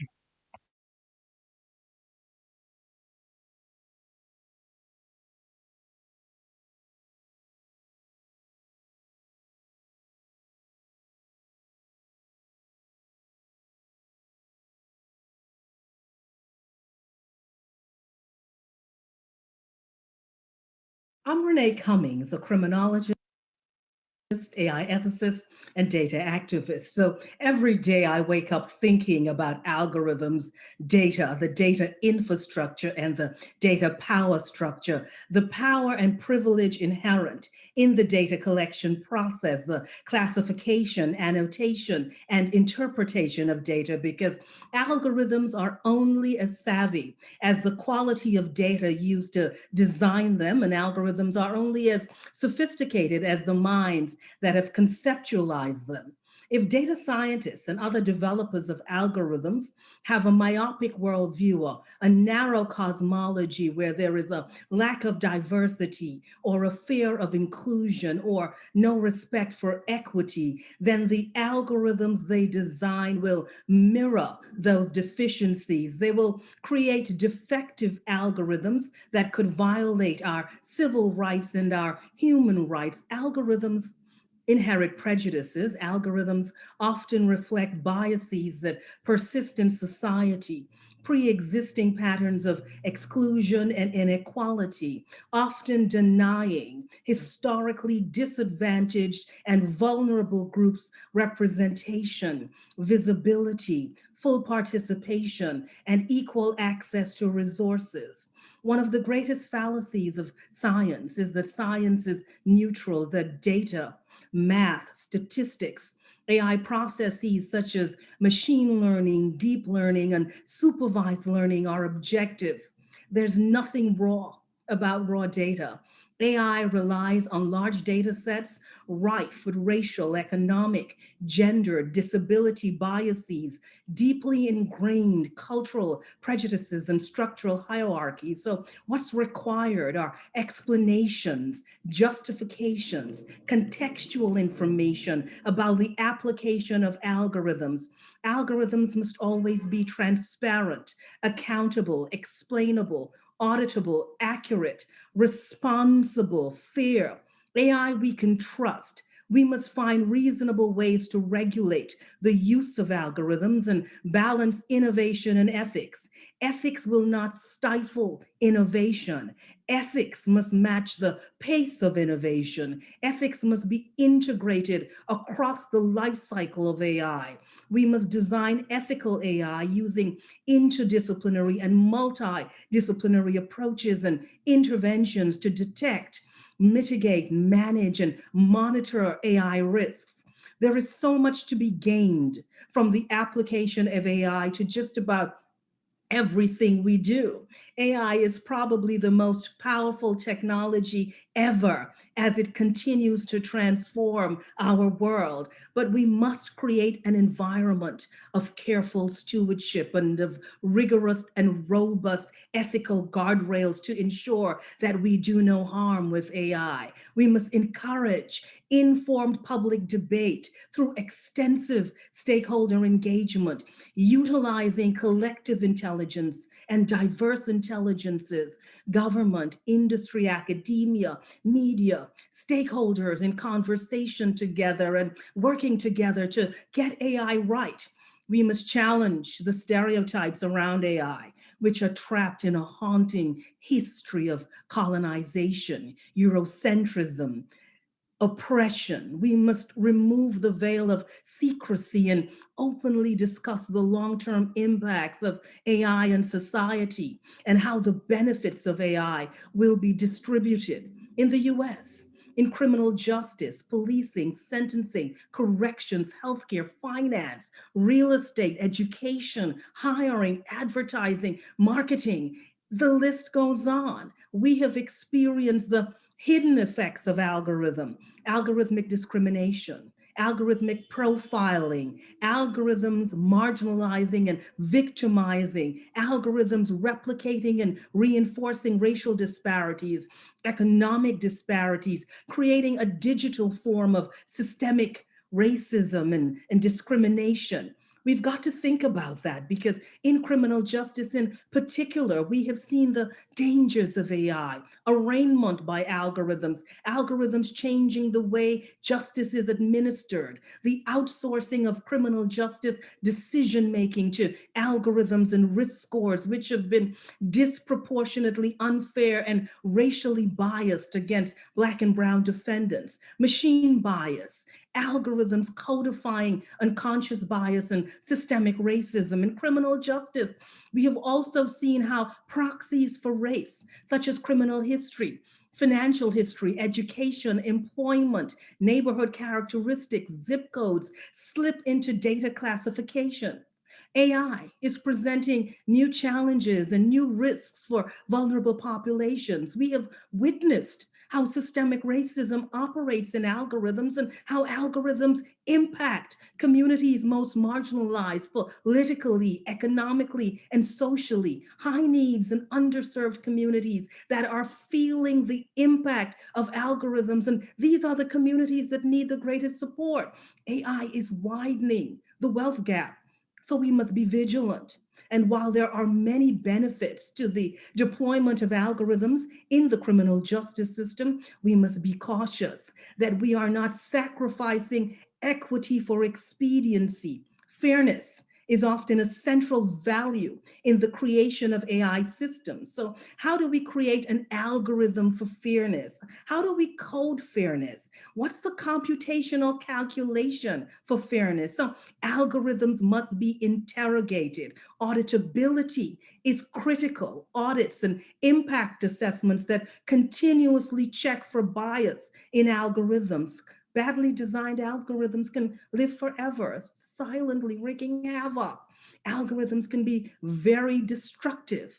Then there's the question of life and liberty versus trade secrets in the criminal justice decision-making process that uses algorithms, the atrocities of the automated black box and the data calculation process. AI can make predictions without having to specify by which those decisions are reached.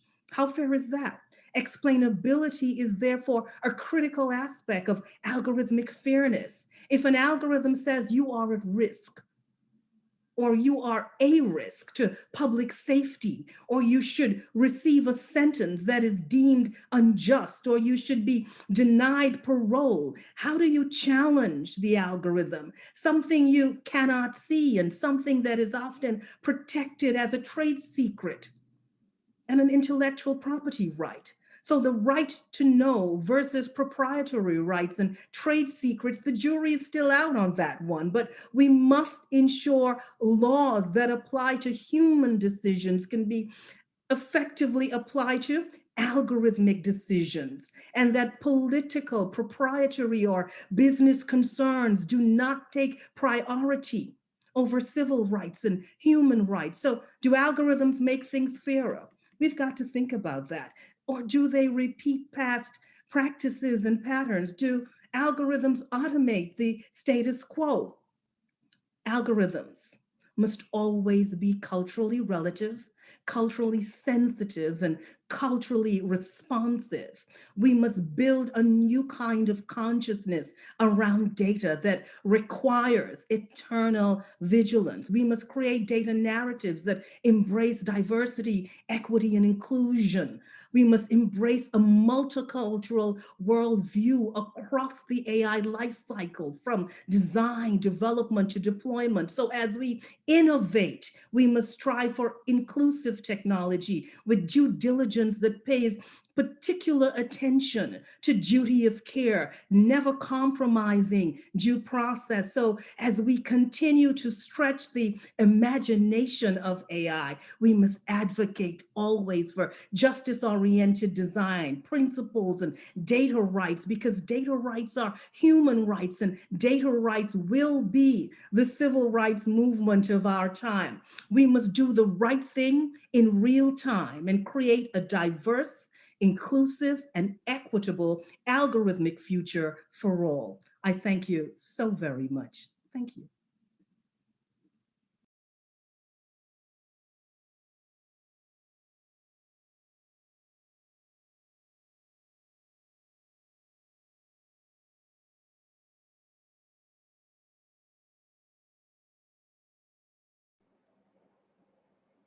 Prof.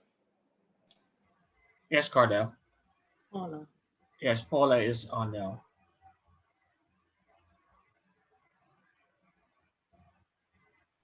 Do you see my screen? Yes, Paula, we're seeing your Yes. screen. The PowerPoint, is this correct? Yes. Yes.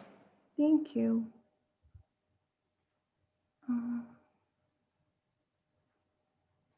But you have to go to slideshow. Yeah. Right. Hold on. PowerPoint. And we're not seeing the screen anymore. Yeah, seeing it now. Okay.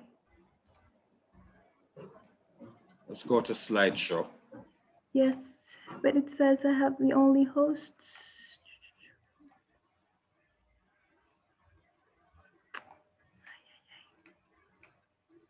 Okay, well, I'm just gonna put it here.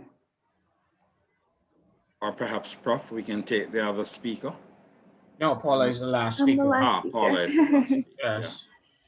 No, I'll just speak. Hold on, because I don't understand why I'm not being able to only show my PowerPoints.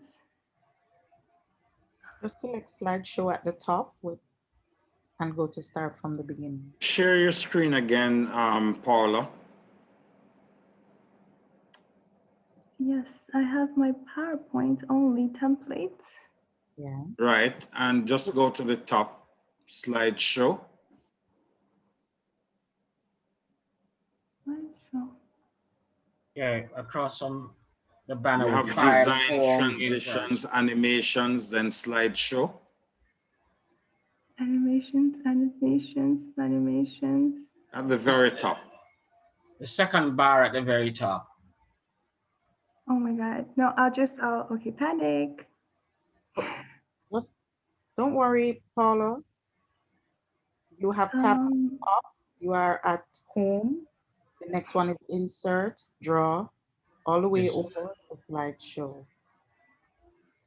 I'm not going. Or down at the bottom where your I don't have anything higher. No, it's okay. I think she's in a different screen. Yeah, it's fine. I don't have the screen. I'm choosing my. It's fine. Sorry about that. I'll share the PowerPoint afterwards if that's okay. Okay, that's We fine. share. She has the rights for presenting the PowerPoint. Yes, she does. I will share my PowerPoint afterwards. Okay, that's yeah, good. I'll share it afterwards. Okay, so. Just the Secretariat, if you have the PowerPoint, you can share it now. No, we don't have our PowerPoint. Go right ahead, Paula. Okay, yeah, thank you. So good morning, and after these very, very interesting presentations, I will focus on UNESCO's role in really promoting and fostering more inclusive and ethical artificial intelligence. And then I will also zoom into gender equality considerations and what UNESCO has done in this respect. So as we've seen, along with the multiple advantages in the fields of climate change or education, for example, artificial intelligence and its correlated technologies can also generate potential risks and challenges, which in turn can deepen inequalities and divides. So UNESCO approaches AI from an ethical and humane perspective so that the development of these technologies really benefit all of humanity. UNESCO aims to bring a multidisciplinary and holistic approach to the development of AI in the service of humanity, sustainable development, and peace.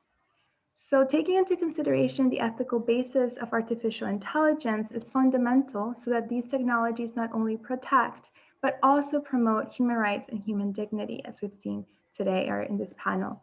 In this regard, UNESCO has embarked on an ambitious two-year process to elaborate the recommendation on the ethics of artificial intelligence, which would be the first normative document of its kind and would act as an ethical guiding compass and global normative instrument to protect and promote human rights.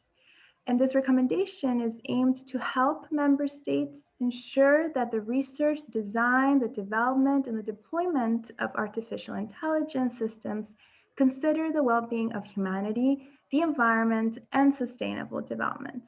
And this final draft text will be presented for adoption by member states in this upcoming November. And within this recommendation, there's key considerations that are made on the importance that artificial intelligence-based technologies and systems must ensure diversity, inclusion, and gender equality. Indeed, AI algorithms can foster exclusion, bias, and discrimination against women, as we've actually seen today. For example, language translation engines can propagate gender stereotypes by identifying some professions as male and others as female. We've seen that recruiting software can downgrade resumes that contain the word women because they've been designed based on men's resumes. So when we consider that AI has to be inclusive and non-discriminatory, then gender considerations also need to be addressed. Furthermore, we have to be mindful that women are not a homogeneous group. Thus, the development of artificial intelligence technologies should also take into consideration the differentiated impact on women, girls, even gender nonconforming people, and areas of intersectionality. For example, facial recognition software on gender identification shows higher error rates for darker female faces as compared to lighter male faces. The elaboration of the reports, I'd Blush If I Could, and Artificial Intelligence and Gender Equality by UNESCO are examples of UNESCO's action in highlighting the importance of having gender considerations in the design, development, deployment, and use of artificial intelligence. Of course, not all artificial intelligence technology reinforces negative stereotypes. In fact, it can help challenge oppressive gender norms. But it is important, nevertheless, that these frameworks exist to guarantee that gender equality is continuously promoted. One step for promoting more inclusion and diversity in the field of digital innovation is to include more women in the design and the development and deployment of these technologies. For example, have you ever wondered why do most virtual assistants have by default female names and voices? Perhaps this might be a consequence of the lack of diversity amongst tech developers. In fact, only 22% of AI professionals worldwide are female, while women make up only 12% of AI researchers. Furthermore, with women making up 6% of software developers, much remains to be done to create incentives for girls and women to pursue studies in the field of technology, but also to ensure that workspaces have diverse and gender balanced teams. And this should also be combined with eliminating the obstacles faced by women for entering and remaining in the field of STEM. Therefore, for UNESCO, this really means advancing that the design, development, and deployment of these technologies adopt gender equality considerations and principles that foster diversity and inclusion. At the same time, to ensure that these emerging technologies benefit humanity and international and national policies, as well as regulatory frameworks, need to be developed and adopted. This is why UNESCO is advocating for a global recommendation on the ethics of AI. On another note, while the latest AI technology is being developed in countries of the global north, inclusion also means considering the needs and views of experts and people from countries of the global south. Search engines, for example, are more likely to show results from countries in the global north as top results. Private companies in the global north capture and store data from people from countries in the global south. So AI is already used all over our world and permeates different spheres of our lives. And therefore, it means that decision makers, for example, in the Caribbean region, also need to be engaged in decisions and discussions that will regulate AI. Having decision makers that are aware of how artificial intelligence works and that are mindful of its impact and implication can help cushion possible disruptive effects, for example, on the labor market. The business outsourcing sector in Jamaica currently provides 36,000 jobs. This is an industry that is threatened by the rise of artificial intelligence. Therefore, in the Caribbean region, an artificial intelligence strategy would be interesting and key to prevent negative disruptions, to ensure inclusion, and to enhance resilience in Caribbean small island developing states. Civil society can also play a key role in ensuring that AI-based technologies promote diversity, inclusion, and gender equality. This entails raising awareness, helping strengthen capacities on the benefits and potential challenges of AI, learning about the implications of AI. When civil society raises their voice to point out issues linked to biases or discrimination, this also makes AI developers and AI developing companies accountable. And of course, we need further ethical commitments from large AI producing companies and not, as we have seen today, ethical washing. There's also an inherent responsibility. There is also an inherent responsibility to understand the potential risks and implications when designing and deploying AI-based technologies. In this light, UNESCO will continue to undertake advocacy activities, raising public awareness, producing knowledge, and supporting decision makers in the region to ensure that these emerging technologies are equitable, accountable, inclusive, and serve all of humanity. Thank you. Thank you, Paula. I know we are running behind schedule, so what I'm going to do is just a quick summary and we wrap up. But if there are any questions, we can take them after.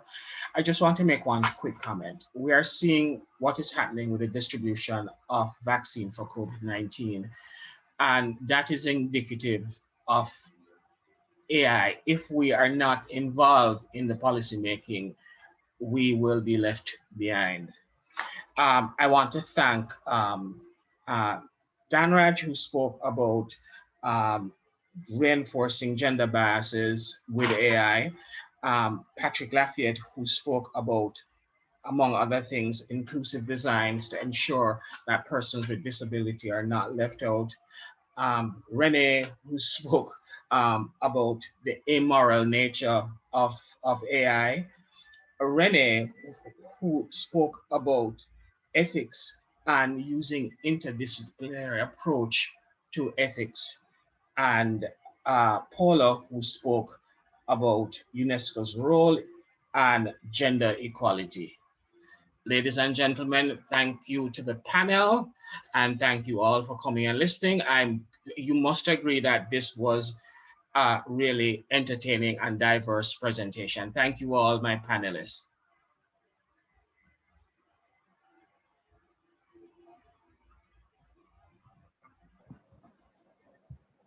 Thank you, Professor Golding. I do agree that it was a very, very excellent session. And thank you to the panelists for sharing with us so important updates and interesting. That we can now go to another poll to ask everyone to answer the following question. Do you think AI will increase or decrease inequality? And let's see the answers.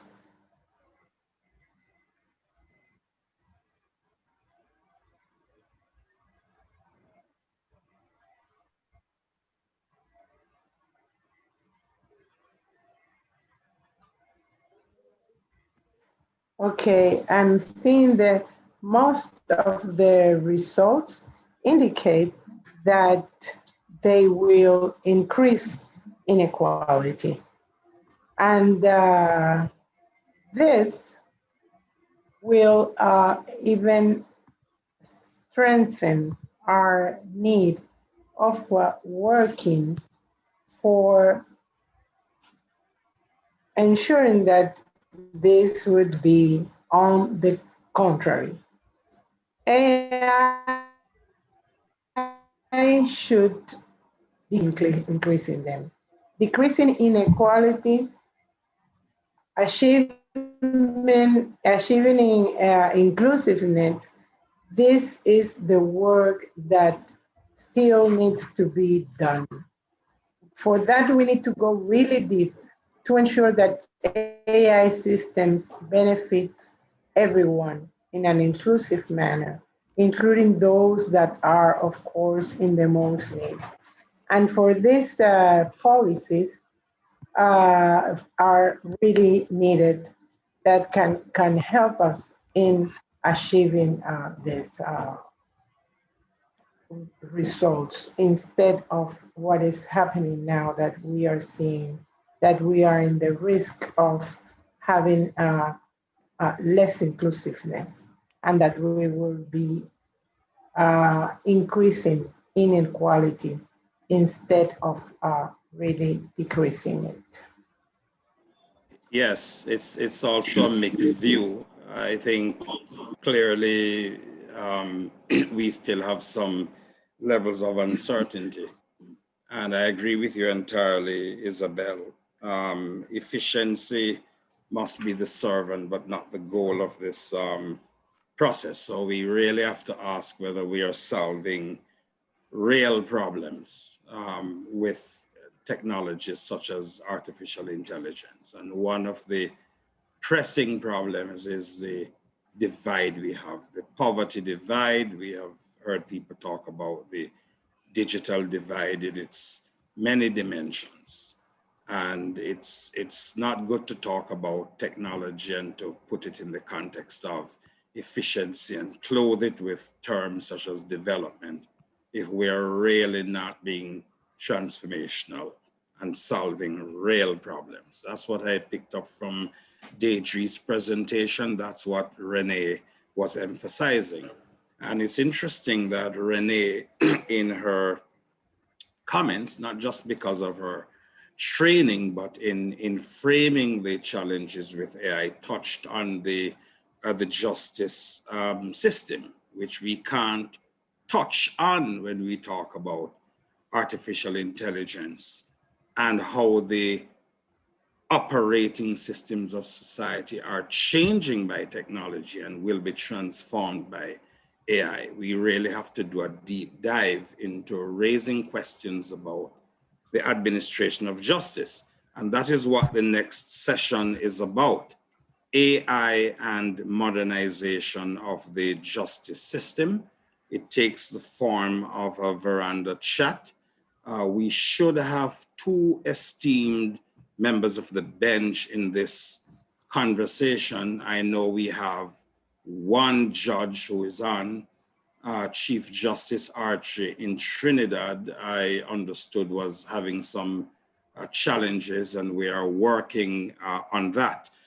This conversation will be moderated by a very distinguished member of the bench, of the bar, I beg your pardon, M. Georgia Gibson Henlin, Queen's Counsel and Managing Partner of Henlin Gibson Henlin Attorneys at Law. The spotlight is yours, Georgia.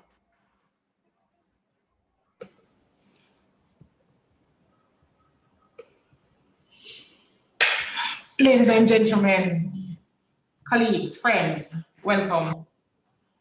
We are grateful that you have set aside time to attend this session, which will examine the role of artificial intelligence in the modernization of justice.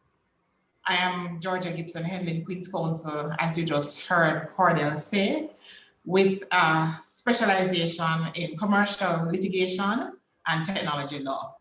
Today I'm your moderator, and it's my pleasure to introduce two remarkable and eminent speakers who, as you will soon learn, are well suited to discuss this subject, Judge Isabella Ferrari and Justice Ivor Archie.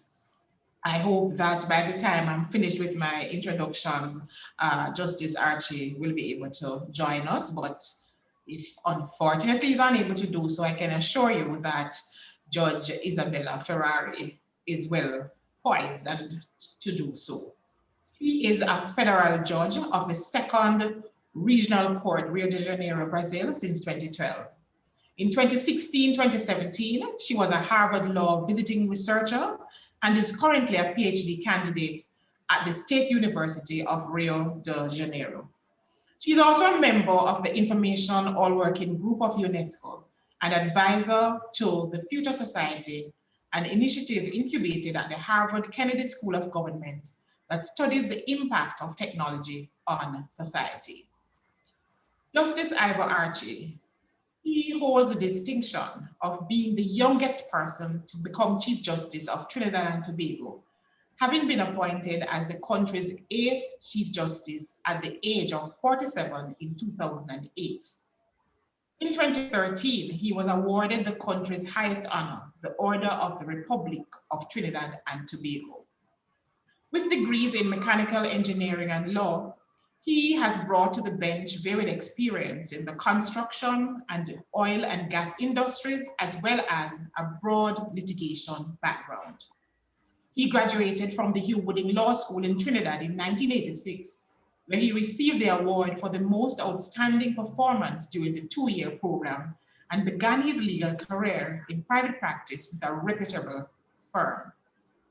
Thereafter, the Honorable Chief Justice spent a significant part of his legal career in the service of the governments of Trinidad and Tobago, the Turks and Caicos Islands, and Cayman Islands in the Northern Caribbean. In the Cayman Islands, he served first as Crown Counsel and Senior Crown Counsel from 1990 to 1995, and then as Solicitor General from 1995 to 1998. He also acted as that territory's Attorney General on a number of occasions. In 1998, he was elevated to the High Court bench of Trinidad and Tobago, and then to the Court of Appeal in 2004.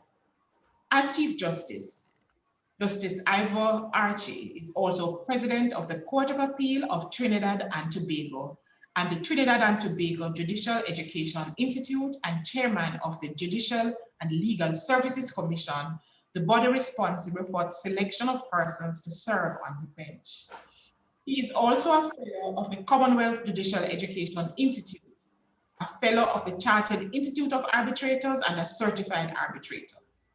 As an alumnus and fellow of the Commonwealth Judicial Education Institute, he is a qualified trainer of persons responsible for the design and delivery of judicial education programs.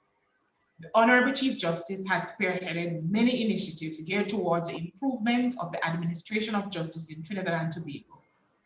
These include the widespread application of information communication technologies in the courts, enhanced collaboration with stakeholders in the justice sector, and the creation of a business model approach to the administration of justice.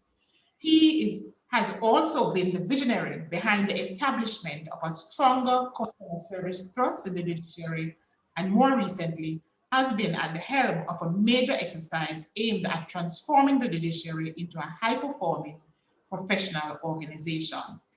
Outside of his professional life, Justice Archie is a martial artist, an avid tennis player, golfer, and a club cricketer, and a member of the celebrated Williams Choir. Welcome and thank you for joining us, Ivor and Isabella. Now, Georgia, you've been very expansive in the introduction. After this, we will promote you to broadcaster. That was an excellent stretch. We're still trying to contact the Chief Justice, so we're having some challenges. Let's go on the rebuttable presumption that Judge Ferrari is the only person in the veranda chat for this session. Okay. So now we are going to be discussing an area in which it might be thought that artificial intelligence has no application. And I think I heard an earlier speaker speaking to some of the pitfalls in applying artificial intelligence applications to justice. We have seen, though, that in the introduction to this session, that the thought was placed on the table that law is based on rules and logic, which is not dissimilar to the logic orientation of AI. And like law, AI will intersect with and affect every facet of society. However, the pace and extent to which AI integrates with the legal system must be carefully managed to mitigate risk that AI poses to the administration of justice. So the question that I will now pose to Isabella is that AI and machine learning and robotics are part of a new industrial revolution, sometimes referred to as the fourth industrial revolution. AI in particular has the ability to manage, manipulate, and process vast amounts of data. This makes it well suited to take over many tasks that were previously thought to be within the exclusive jurisdiction or domain of humans.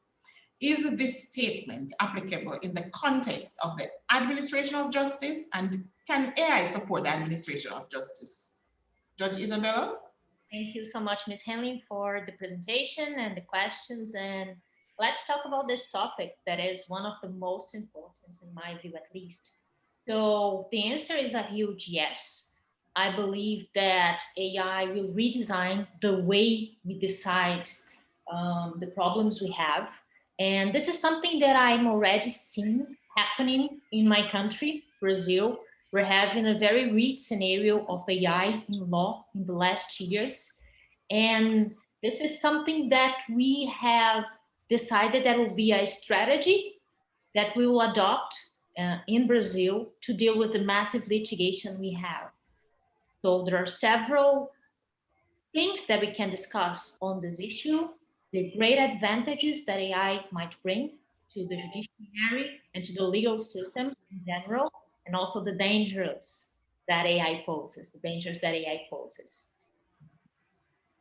You had mentioned, because we spoke about this at some length, and you mentioned some areas, first before going to the judiciary, in which AI can assist public and private lawyers. And you mentioned e-discovery and jury metrics. Would you like to expand on that some more for us? Yes, of course. So AI is not only being used by judges in Brazil, and I'd like to talk about this later, but AI might be used by all the agents of the legal system. So we're seeing AI tools multiply and be each time more applied by private and public lawyers in different fields. So we have e-discovery, that is the situation in which you apply AI tools to read the elements that you have and find out what must be found. So if some years ago, an investigator would spend, I don't know, months reading all the documents they found in a specific situation, you can use AI tools to pre-read all these documents and then establish some red flags so that the investigator can look only at that. This is something that was very decisive to the car wash operation, an operation that happened in Brazil, and that was only viable because the huge amount of documents, etc., was read by AI tools. And then the investigators focused only in what seemed to be not adequate. So this is a discovery. It's been used in Brazil, it's been used in the US, it's been used abroad. AI is being each time more applied also to do what we call jurimetrics. That is, the AI tools are used to understand the flow of the lawsuit. So when you file a lawsuit, you have information on how long it should take and how long that judge should rule that lawsuit. So if before, when we start precedents, etc., we can have an idea, the good lawyer might have an idea of what the court would rule on that situation. The jurimetric tools, they say, for example, that in this specific case, Judge Isabella tends to think that, and if she establishes some sort of payment, etc., it should be among this and that. And this would happen in, I don't know, 4 years and 3 months. So you do something that was done by that feeling of the good lawyer in an automated way, in an intelligent way and through an intelligent system. And then you are much more anchored in science, let's say so. And we expect that these provisions should be much more like related to what will effectively happen. But there's more than that. For example, each time more lawyers are using AI to draft lawsuits so that they don't need to do that. They will just review what the system has done after, and to assist, but also to replace lawyers. So it's coming and coming, and it's replacing the agents, especially in repetitive tasks. Does it have any application though in terms of judicial decision making, such as suggesting precedents to judges or drafting judicial decisions?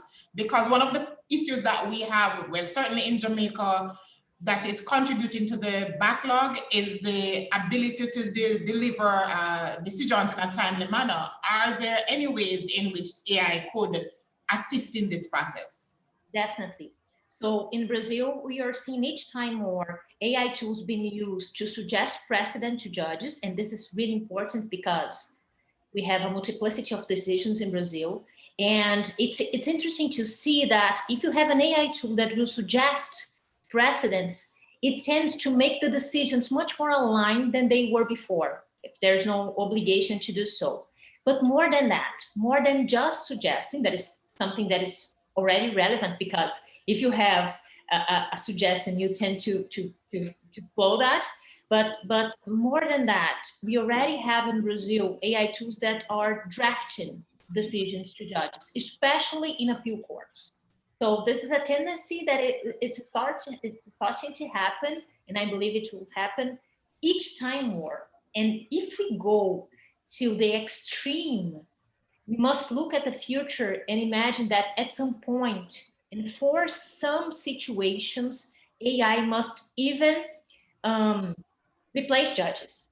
It seems like a crazy thing that I'm saying, or groundbreaking, but we must remember that Estonia is already developing an AI system that will replace judges for small claims. And this is a world tendency. I've been in some events with judiciary administrators and justices of Supreme Courts, and the point is not anymore if AI will replace, but how and where it can replace in a safe way.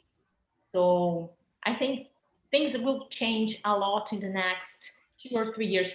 Professor Richard Susskind, that one of the most important professors studying technology and judiciary, he says something that is that the legal system will probably change more in the next 10 years than it has changed in the last 200. And I really believe that's what's happening. Also, so my next question then, leading off from the idea that there are these robot judges in small claims, is it that small claims, given that usually they center on money claims, are more suited to the application of AI than other claims, such as, say, human rights? I believe it's less dangerous. I mean, if you have only a problem concerning money, if something wrong happens, it's not as bad as if you have, for example, a system deciding if someone should go to jail or not. I mean, so it seems to be the most interesting spot to start this experience and see how AI can help us. But I doubt that when this works well, it will be restricted to this. I think we will expand these applications for other fields. And that's why it's so important to discuss this here. I have been watching the previous panel, and they talked a lot about the biases and the problems that we might have. And this is the moment to discuss this. We can't wait things to happen to discuss the problems that we might have. We must look at these problems and think how we can deal with them so that when AI comes to these fields, we're much more informed, and we have already raised awareness to guarantee that we're walking in the direction of a fairer system and not the opposite one, right? So perhaps you may consider me a skeptic, because if I keep taking you back to the idea that AI may very well be more suited to those legal issues that have more predictable outcomes, such as like probates, divorces, simple contracts than where judicial decision making is hinged on discretion. What do you say to that? It's definitely more suited to the situations because you don't deal with the dangers of applying AI to other situations. But the fact that it's more suited to these situations does not mean that it's not suited to the other ones at some point. And it does not mean that if you apply AI to the formal ones, we will be able to deal with the huge litigation of the second kind. So I believe that it will be applied all over. I don't think that, I think it might start from this, but the work tendency is applying AI all over the system at any situations that we consider that it's suited. And it's interesting to see that the legal decision makers, they usually look at the advantages of AI, because when someone tells you a story, you tend to go with what is good. And this awareness of what might go wrong is something that must be constructed. So before, you're very excited, and then someone must come and make you think about the problems that might happen. So that's what this kind of discussion is really important. And there is one example that for me was really shocking, probably because I'm a judge. And it's called Lumi's case. I think it's something that everyone should know. It's an extreme situation. It was an extreme situation, but it really shows all the problems that we might have when we adopt AI. So I usually talk about it, and if it's okay for you, I'll briefly tell the case. The Lumi's case is a case that happened in the American state of Wisconsin, where they adopt 4 years. They had adopted 4 years a software to help judges analyze the possibility of recidivism. So when a person was arrested, and this person is conducted to the presence of a judge, and the judge must decide if the person will be arrested or will have a possibility of bail when the lawsuit is ongoing. So this software was applied by the judge of the Lumi's case. Lumis is a man. So he was conducted to the presence of a judge. The judge adopted the software compass, and the compass said that Lumis was someone that had a high risk of recidivism. So the judge decided that Loomis would be arrested while the lawsuit was ongoing until the final decision. And the lawyers, Loomis lawyers, they wanted to understand why he was considered a dangerous person, a person with a high risk of recidivism. So they asked the judge the reasons, and he denied the demand. They appealed to the Supreme Court of Wisconsin. The Supreme Court of Wisconsin said that Compass is a proprietary software, so they wouldn't open the code to explain the reasons why Loomis was considered a dangerous person. And they appealed to the Supreme Court of the United States. And the Supreme Court of the United States that might decide not only the case itself, but also if they want to decide, they said that that situation involved technology and that they were not ready for it. They didn't know enough about technology, so it was not the moment to rule that kind of situation. So Loomis was arrested during the lawsuit without knowing why. And if this seems something problematic enough, it gets worse when we receive the information that the Compass software was not a software developed inside the judiciary.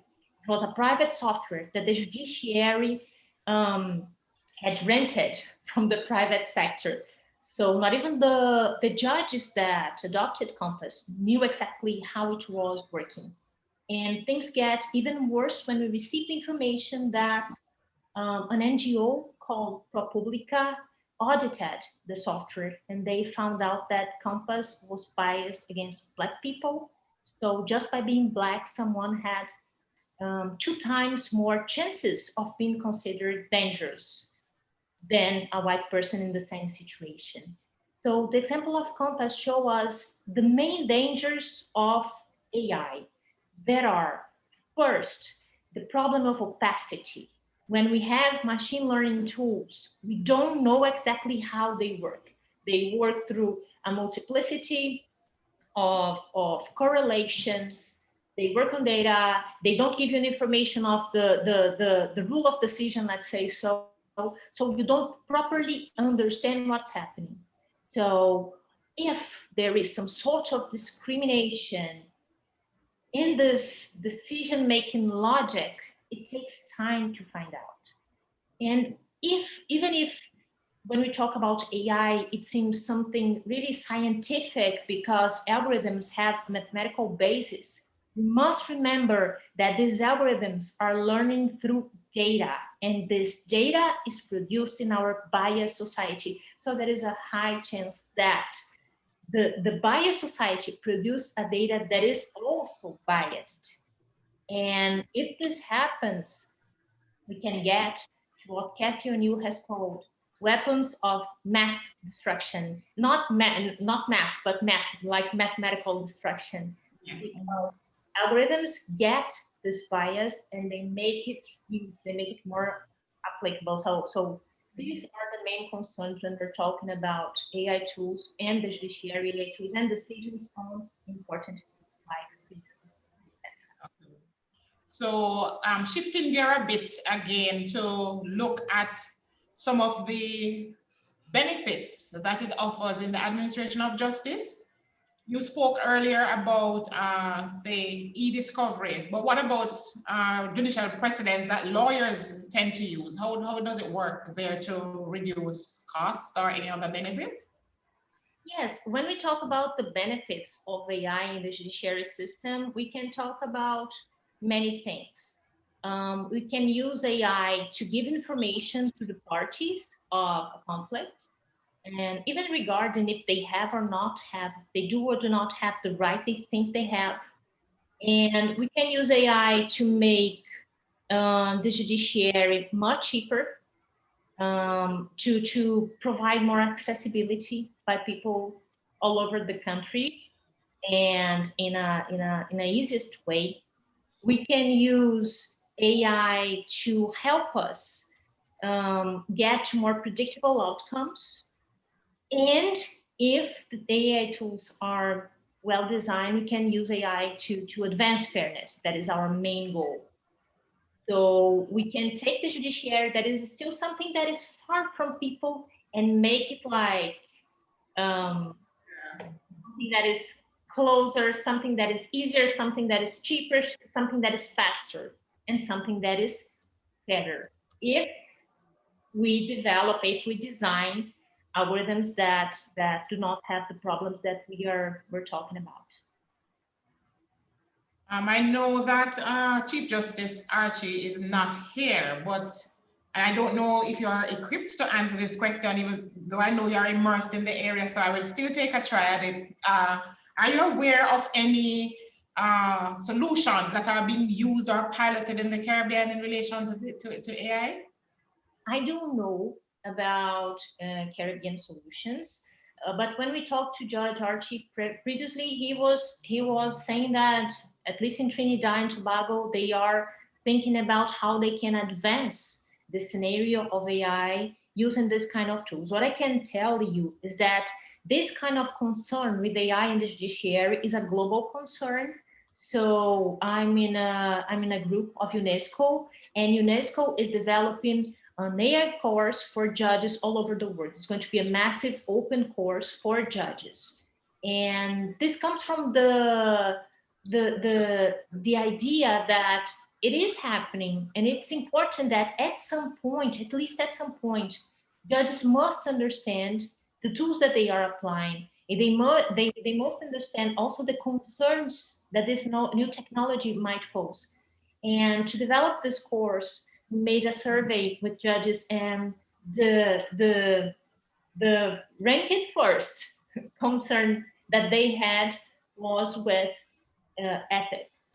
So which kind of ethical concerns these new technologies are posing? How can we guarantee that we don't do more harm than good when we use this kind of tools? So this is something that is coming strongly to our field. And it's time to get out of our little box of the legal and look at what's by our side and what might help us. And something that I always say, Ms. Henley, is that I talked about the two main dangers of AI, opacity and discrimination. But it's important to realize that the opacity, the concern with opacity, is already being addressed by programmers. So when we take a look at the field, we'll see that especially in the last 2 years, programmers are developing a new field called AI explainability. So there are new tools that might help us understand the path that the software took to get to that decision. So this is the best time. This is a time when we have momentum to tell them what we want to know. What we want to know to guarantee that the softwares are not biased, and how we want this information to come to us. When we were talking before, I said that Chief Justice Archie, he's an engineer. It's not only good enough to be a Chief Justice, he's also an engineer. So he would probably understand what the programmers bring when you read a paper on explainable AI, but I don't. And it's really important that this information that is so relevant come in a way that we can understand. We judges, we lawyers, we civil society, so that we are integrated to this discussion. So this is the perfect moment to start discussing a regulation on what these developers should bring to us in terms of information. Because something that I did not say, but I can say now, is that the discussion that the Supreme Court of Wisconsin had in the Compass situation is inadequate. Because when you talk about an algorithm that adopts machine learning, it's not enough to open the code. You shouldn't be discussing if you open or you do not open the code. If you open the code, you won't have the information on why the decision was that. When we talk about machine learning, the code just brings the way that software learns, but the way it decides is a result of the way it learns with the data it was fed with a lot of different situations. So it's not an answer. We must discuss how can we understand the basics of the way these tools are functioning so that we guarantee that we get closer to the kind of justice that we want and not further from it. Okay, so I believe that your approach and your optimism in relation to AI tools in justice comes from your experience using it in the Brazilian judiciary. Is there anything that you can share with us that would make us a little bit more accepting of it in our jurisdiction? Yes, I mean, in Brazil, we're adopting AI tools in very different ways. And it's something that has increased a lot in the last 2 years. So, for example, it has applications that do not worry me. We are using AI tools, for example, to classify lawsuits and determine their procedures, the procedure it should follow. It is something that has been historically made by civil servants, and it used to take a lot of their times. And then we decided that the lawyers should do this because they are the ones that know better the lawsuit. But when we gave them this task, they did a lot of mistakes.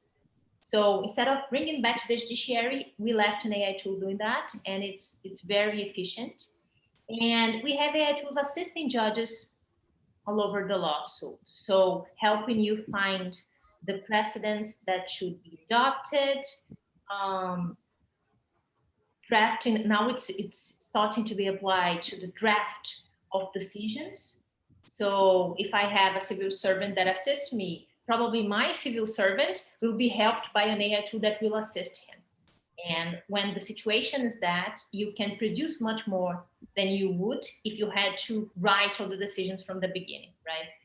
And even in our Supreme Court, we have an AI tool called Victor. I think it's the first world experience on Supreme Courts. And what the system Victor does is to read the appeals that are filed in the Supreme Court and look for one of the requisites of the appeal that is called the general repercussion, something that is huge enough to justify the fact that the Supreme Court should work on that.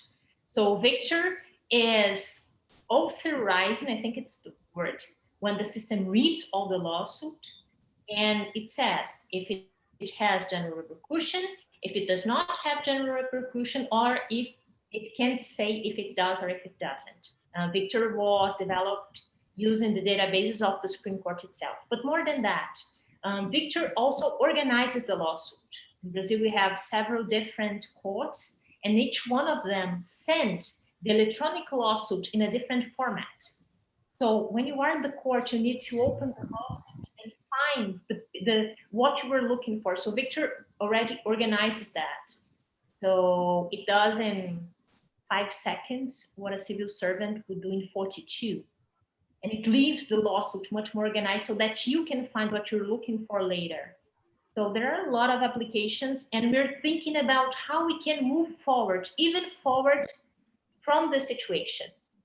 And I believe that one of the things we're doing in the near future is adopting online dispute resolution systems so that we organize the discussion among the parties to see if they can get to an agreement.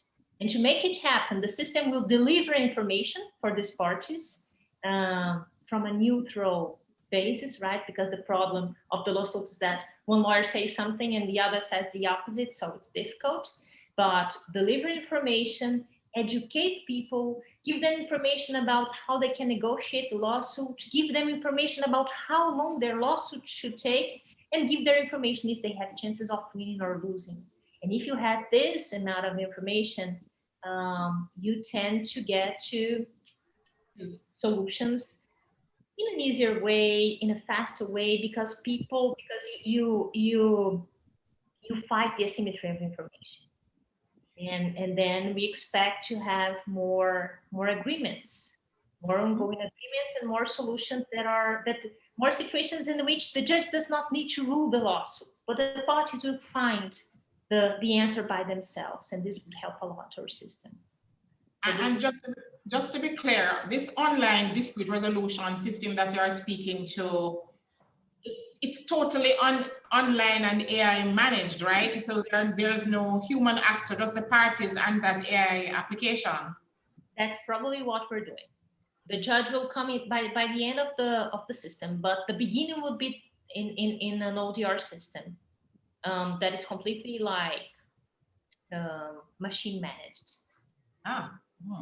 Interesting. Now, we couldn't end this discussion without talking about some of the potential rights issues that arise in the context of courts. So I think you have mentioned quite a number of them going throughout the discussion, such as the context within which the information is collected and so on. But are there any others, such as facial recognition or? Yes. So we have found out that facial recognition is a technology that is being highly discussed, because if it was seen as a good thing when it came out in the beginning, now we're having second thoughts.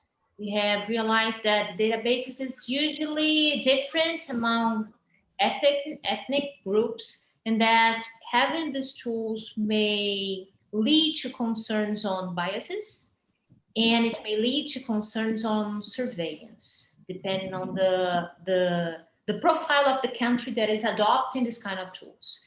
So the tendency now is not to adopt facial recognition in the judiciary.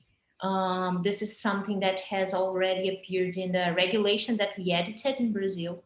We have edited a regulation on AI in the judiciary by the end of last year in December. And one of the things that this regulation brings is the impossibility of adopting facial recognition tools because of the dangers that are still unknown.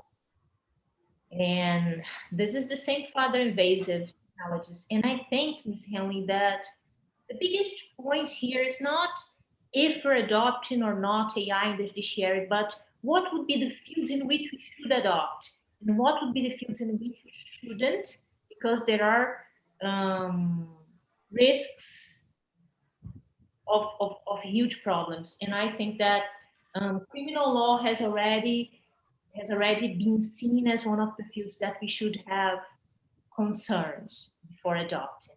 We should at least think twice. And so what about concerns relating to cybersecurity and hacking and data, protecting personal data and so on? Queen's Counsel and Judge, I'm sorry to interrupt, but this will have to be the final point. Sure. It's a really important point, and it's good to end with this. I don't know if you had some bad experience in the Caribbean with cybersecurity, but we had a lot in Brazil, especially in this pandemic times. All of our lawsuits are electronic, and what we have seen is that in the hearings, we had hacker attacks in the middle of the hearings, playing musics and videos that shouldn't be there. But more than that, we are having cyber attacks to our courts. And recently we had the most important of them. I believe it was November of last year. The Brazilian Superior Court of Justice, it's our second most important court after the Supreme Court. It's a court that rules a lot of lawsuits. They are responsible for uniformizing the way the federal law should be understood all over the country. And they suffered a cyber attack that has encrypted all the lawsuits and has forbid the court to work during 7 days. One of our main courts has been stopped for 7 days because of a cyber attack. So only urgent matters were being resolved by the Chief Justice of the Superior Court of Justice. But they stopped the functioning of the courts for 7 days. This is very problematic, and this brings a huge concern. So we're already realizing that our electronic systems, they are not enoughly protected. And this is extremely necessary in a moment when you're delivering justice through this kind of paths. So this is something that we should really work with. We should really work on that to avoid other problems. And if you haven't had this kind of problems in the Caribbean, I would recommend that you take a look on that, because I also think that this is a tendency. And Professor Richard Susskind, he usually start his lectures with a question. He asks, what is a court? A court is a spot where I go, or a court is a service that I use. And if the court is a service that I use, what is the best way to provide the service? And when you talk about AI in the judiciary, it's a lot about this. But the main point is that this service must be provided. It cannot be stopped by these cyber hackers. So this is something that we should really look twice to in this new moment that we're living. Judge Ferrari, that's quite a mouthful which you delivered with passion. I assured the audience at the outset that you would have been well able to carry this discussion on your own if necessary, and you have done so. I'm sure that if we were live, you would have received a rousing round of applause. On behalf of our attentive audience, I'd like to thank you for the excellent perspective and the practical experiences that you have brought to the discussion, and I look forward to continuing dialogue with you. I know that our coordinator, Mr. Green, has indicated that that was our final question and answer, but I'm assuming that we take questions, Mr. Green? Unfortunately, Queen's Counsel, we are really running behind schedule. I don't know, Isabella, if you're able to stay on, because this has generated robust discussion in the chat. We also have the final session, which is an open floor. And I see people commenting that, look, this is something that we definitely need to consider some more. So if you are able to stay on, Judge Isabella, until the very end, we would appreciate that, and you can continue to engage as well in the chat. And thank you so much, Queen's Counsel, for taking time out of your busy schedule. I think we ended on the right note, which is Professor Suskind's comment about what is a court. Is it a place or is it a service? And for us in the Caribbean, that's a critical question, because it's an opportunity to expand access to justice. So we definitely want to explore that point some more. Thank you both. And because you mentioned Trinidad, Judge Ferrari, and saying they are experimenting with AI in the justice system, we'll do a quick poll to take us into the next session. And that is, are you receptive to the use of AI in the justice system in the Caribbean, based on what we have heard so far? We don't have to be conclusive. Just because of what we have heard about transparency, explainability, the compass system that Judge Isabella mentioned that went all the way up to the Supreme Court in the US. And we're having 45% of persons who are receptive, 21% not receptive, 34% not sure. Meaning we need to talk about this some more. We're not very happy about robots and automated systems replacing judges, but we know the march of history we can't stop. So like the judge said, we will adopt and we will adapt. Okay, Isabella? Isabel? Yes, thank you. Now we have a panel titled AI and 21st Century Learning.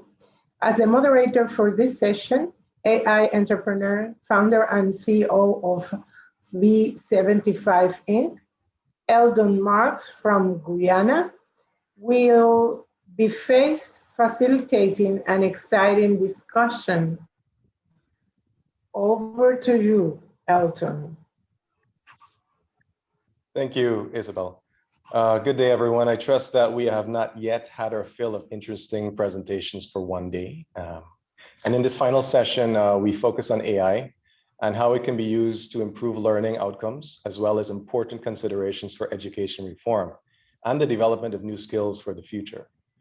I'm joined in this session by the following distinguished panelists: Director Frances Pedro, the Director of the UNESCO Institute for Higher Education in Latin America and the Caribbean; Dr. Gunjan Mansingh, the Head of Department and Senior Lecturer at the Department of Computing, University of the West Indies; Professor Anthony Clayton, the Alkin Professor of Caribbean Sustainable Development at the University of the West Indies; and Dr. Royston Emmanuel, teacher at the Sir Arthur Lewis Community College in St. Lucia; and Dr. Josh Starmer, a geneticist at UNC and the CEO and founder of StatQuest. Each of our panelists, in the order of their introduction, will make a brief presentation. Some are pre-recorded and some are live, which will be followed by a Q&A segment if time permits. Director Pedro, you have the floor. Thank you very much. It's really a pleasure and an honor to be here with such a panel of distinguished speakers and more knowledgeable than probably I am. I'm going to speak from the perspective of someone who leads the work of UNESCO in the higher education sector. And as such, I don't have a technical perspective. I rather have a more policy-oriented perspective. And also, inevitably, I cannot forget the fact that I used to be also a university teacher some years ago. So let me start by saying that we have to recognize that we are living in a very peculiar context when it comes to higher education. I think that in the Caribbean, but also in the rest of the world, most universities, I would say probably 95% of all higher education institutions are now providing their services online. And this creates, for a region like ours, an immense array of problems. Let me just mention three of them.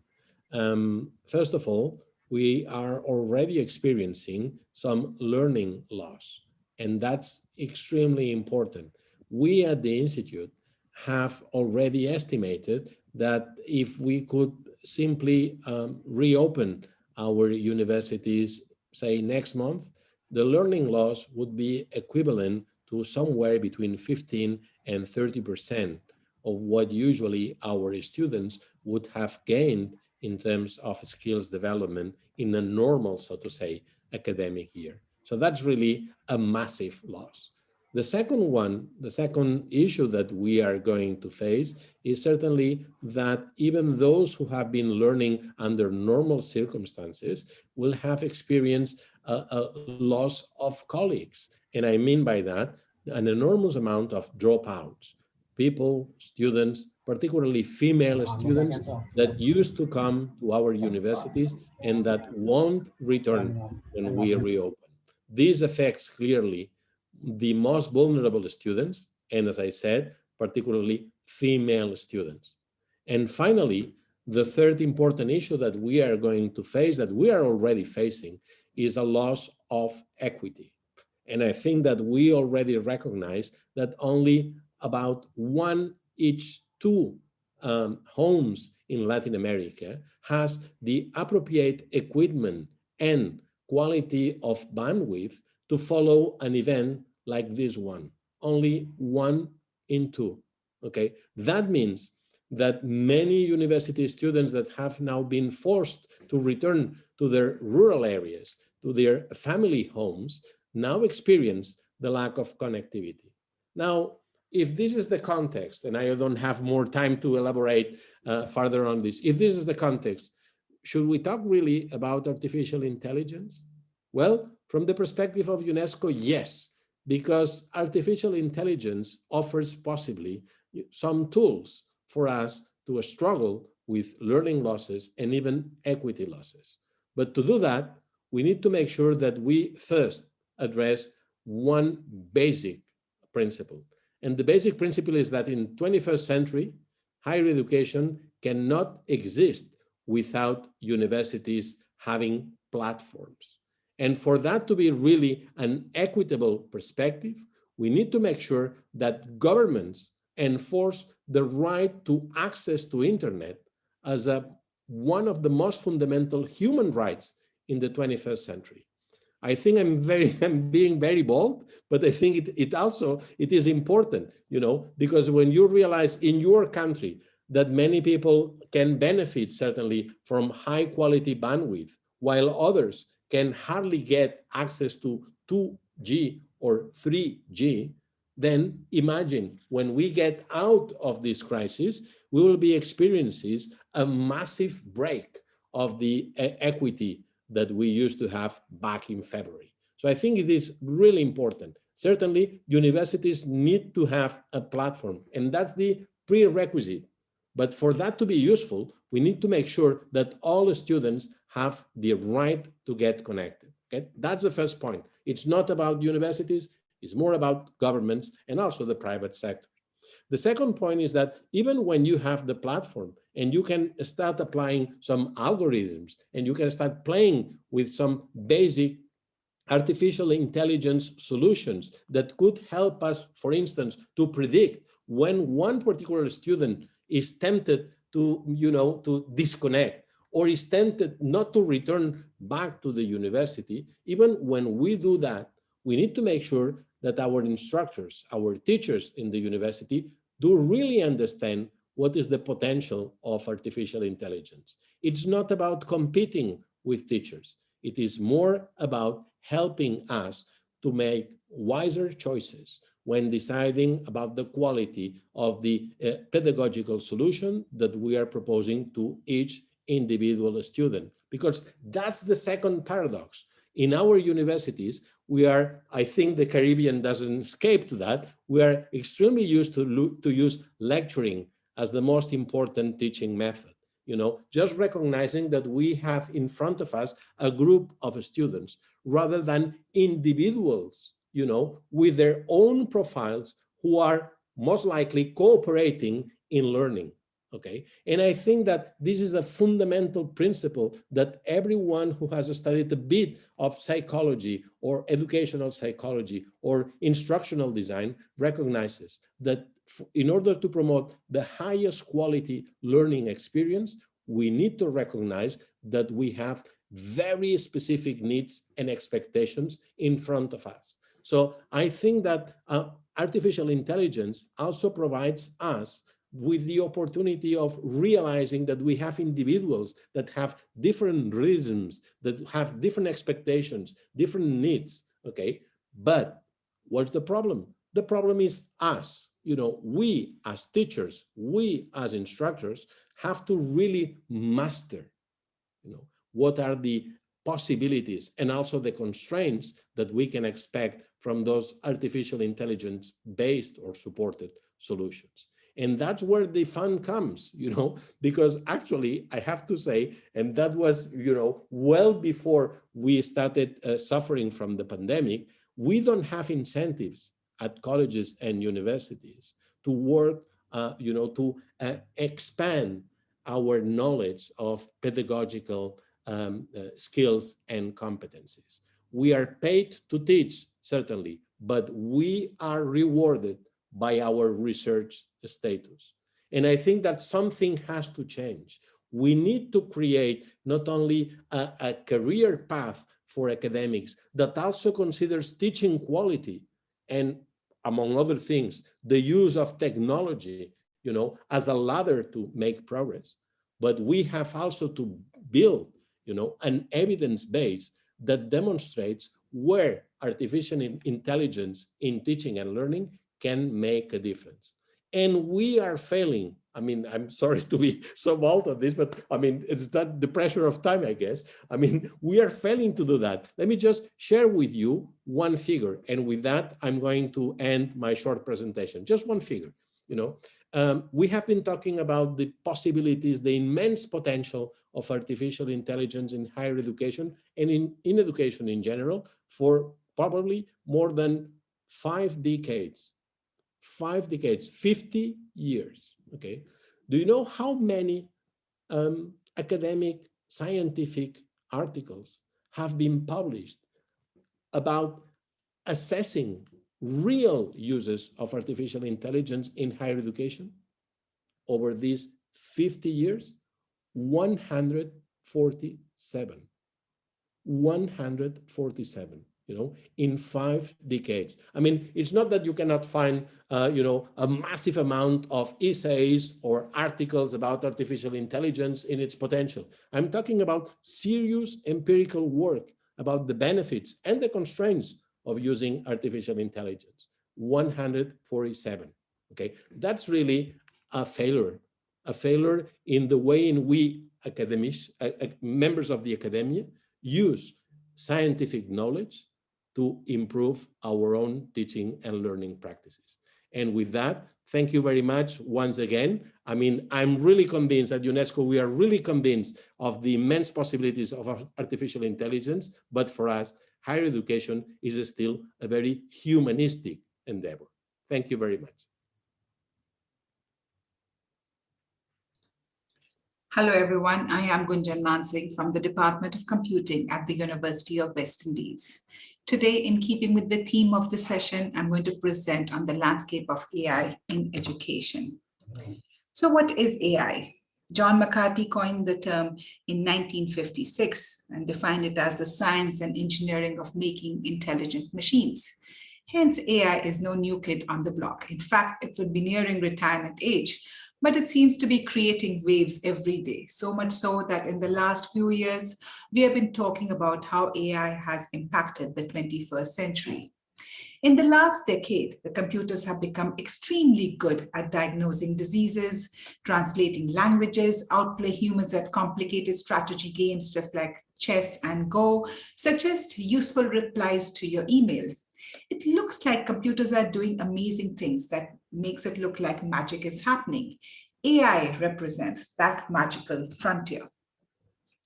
I find there is so much confusion in this domain in terms of what language gets used. Computing is an umbrella term, which has many disciplines in there, like computer science, software engineering, information technology. And AI is a branch of computer science. And within AI, there's, of course, robotics and machine learning. Tech companies have added to this confusion as they tend to use AI and machine learning interchangeably, and science fiction has made robotics even more, the focus has been on robotics.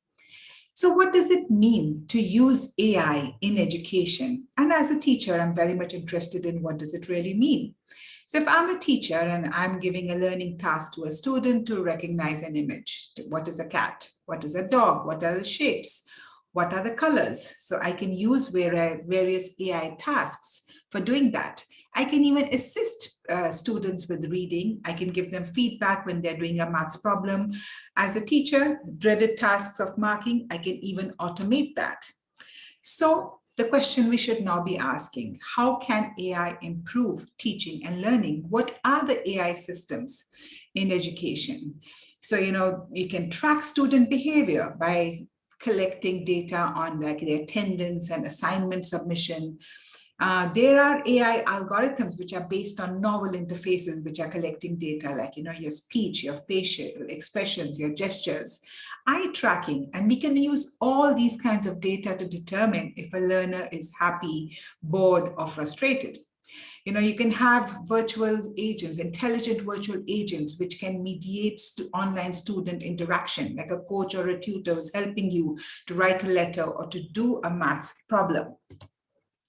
So in future, what are we looking at? So the future of education with AI is actually customizing teaching for individual students. We are looking at individualizing the entire education system.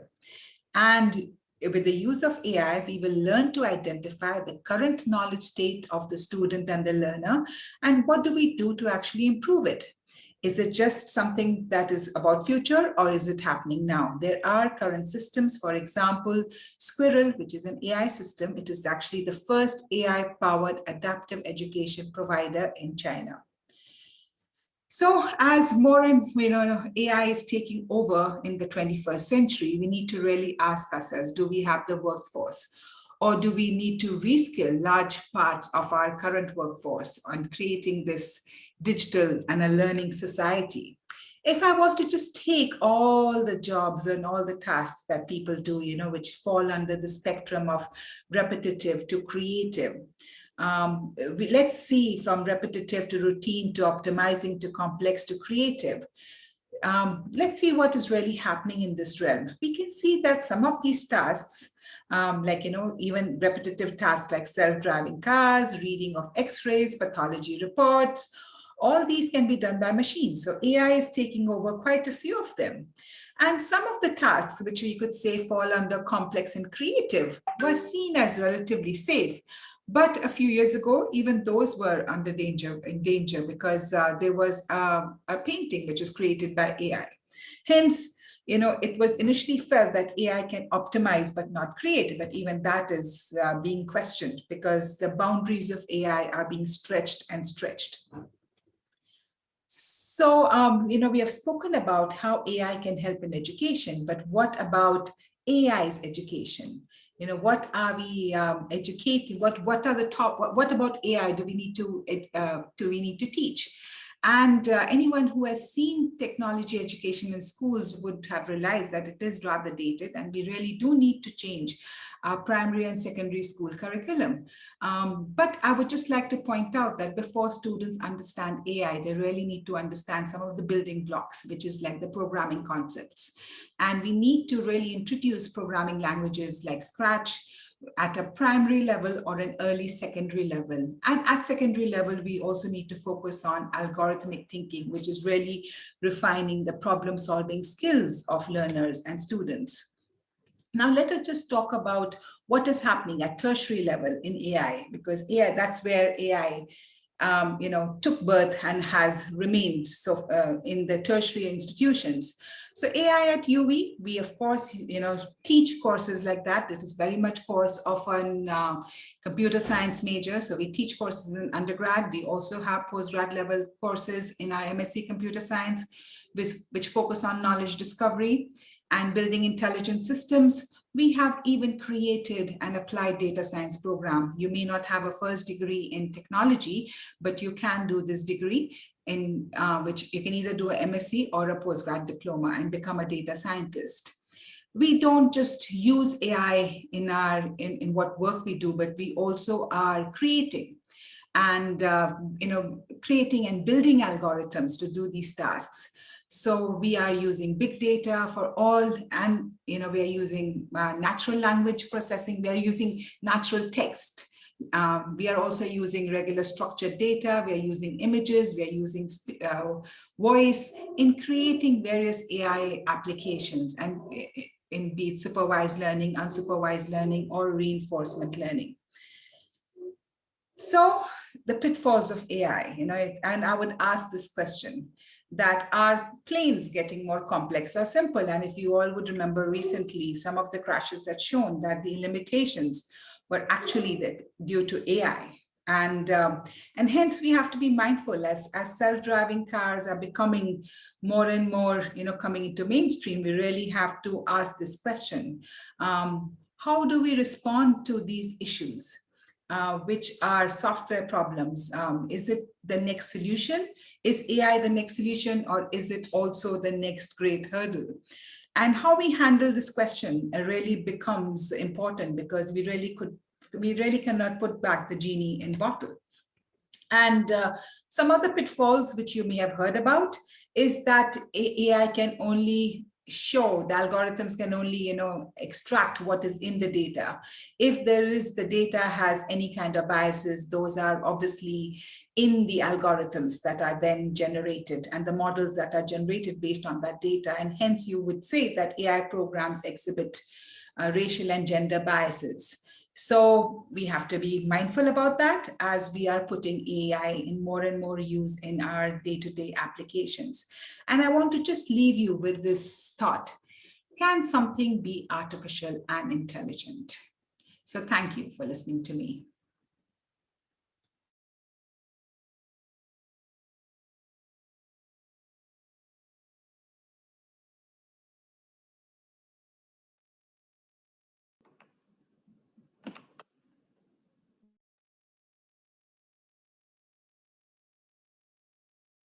going to be talking about artificial intelligence and what it means for the future of work and the need for educational reform. Now, we at the moment are in the early stages of the fourth industrial revolution, which is where we're going to see the integration of AI, robotics, molecular engineering, additive manufacturing, bioinformatics, and a number of other new rapidly developing areas. This is already driving a transformation of social and economic systems. And you see a quote here from McKinsey Global Institute saying that this is happening at 10 times faster and 300 times the scale, or roughly 3,000 times the impact of the first industrial revolution. Now, the implications for employment are already becoming fairly clear. There was a study done in 2013 which concluded that something like 47% of all the current forms of employment in the US could now be replaced by computers. There's a quote here from the former CEO of McDonald's 3 years later in 2016, pointing out that it was now cheaper to buy a robot arm to buy French fries than it is to hire an employee who's inefficient and making minimum wage. And so you can see already people realizing the potential to replace many tasks with a combination of AI and robotics. But the more dramatic impact only becomes clear when we start to extrapolate forward. It's estimated that by 2050, there will be about 6 billion people in the world's workforce, of whom about 5 billion will be doing jobs that do not exist today. So it seems pretty clear that many existing forms of employment are going to become redundant. And that means that we have to rethink all of the training programs and the educational programs that are invested in fitting people forms of employment that are soon going to disappear. Now, it's not that all jobs are simply going to vanish. Some jobs will change. Others, yes, will be done better, faster, more cheaply by AI and robotics. Some studies have estimated that if some 50 to 70% of the tasks that you do in a job can be automated, they will be automated when it goes over 70%.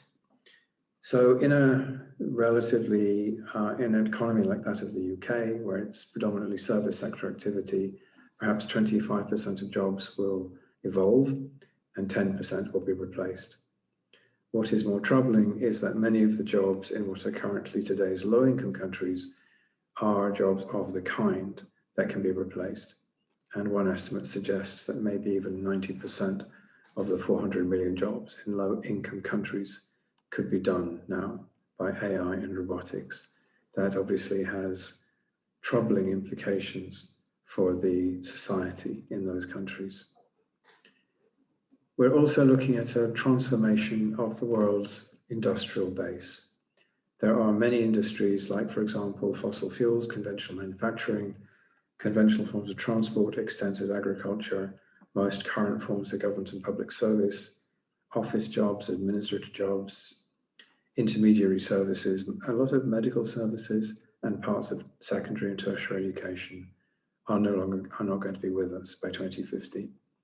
What we will see instead is an economy based predominantly on energy efficiency and renewables, on 3D fabricators, autonomous vehicles, biofarming and intensive agriculture, government delivered by AI with a devolved model of delivery, distributed modes of work. I think the idea of working in an office is probably not going to be with us for much longer. Artificial intelligence replacing a lot of intermediary information brokerage function, AI and robotics performing a lot of tasks currently carried out by doctors, and an AI with a semantic human interface doing a lot about education and training. This raises a very profound question. Will we still need, for example, universities in a digital age? And one very far-sighted paper written back in 1995 asked this important question. So the system of higher education has remained remarkably stable for over 2,500 years, but now it is starting to break down. And the reason is that today's production and distribution of information are undermining the traditional hierarchical flow of information, and with it, the university structure, making it ready to collapse. In the past, people came to the information, which was stored at the university. In the future, information will come to the people, wherever they are. What then is the role for the university? Will we need teachers at all? Some projections suggest that by the time we get to 2050, you will be able to buy the equivalent of $1,000 a device which will have more processing capacity than all the computers on the planet today. So every child in school could have access to more processing power than currently exists on planet Earth with a semantic, intuitive interface. So what will we teach when everybody has access to all knowledge? What this suggests is that as we go into the fourth industrial revolution, there'll be an extraordinary new range of development opportunities.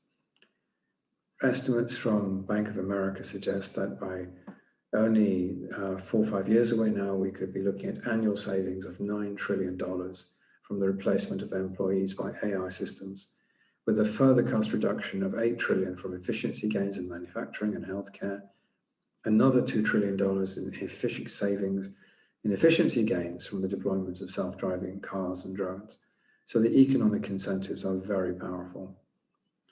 Here's the challenge. AI and robotics in particular will make many current forms of work redundant. Most forms of manual labor, information brokering, service sector activities, many skilled tasks are going to become redundant. And the challenge is this. This means that our educational and training systems are producing graduates whose skills will shortly be obsolete. Second challenge is what will happen to the unskilled and to those whose skills are no longer necessary. If we don't find a solution to this, there obviously could be poverty and civil unrest. So the challenge we now have to face is we have to have a fundamental rethink about the nature of work and education and what, if anything, is going to be the relationship between qualifications and the means by which we earn a living in future. Ladies and gentlemen, thank you very much.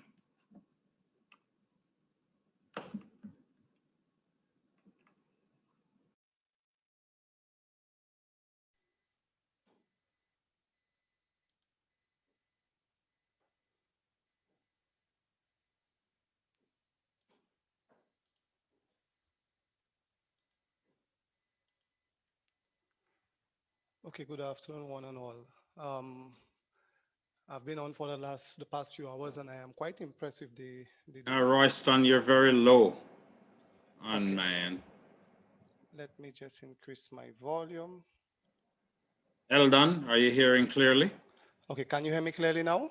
Just a little bit better. If you can, if you could improve that, we'd appreciate it. Is that better? Ah, this is excellent. Thank you. Okay, great. So, good afternoon, everyone. I've heard quite a few riveting presentations on the possibilities of AI in the judicial system and in other facets of our society and lives. And of course, I have heard 3 wonderful presentations on what AI is all about and how we can leverage this to improve our livelihoods. Today, I just want to give you guys a snapshot of our own experience at South Louis Community College. So my presentation is basically on that process of introducing learner analytics to my college. So this is just a basic idea of who we are. We are a small college in the Caribbean in St. Lucia, established in 1986, running over 50 programs, about 2,500 students and 150 faculty members.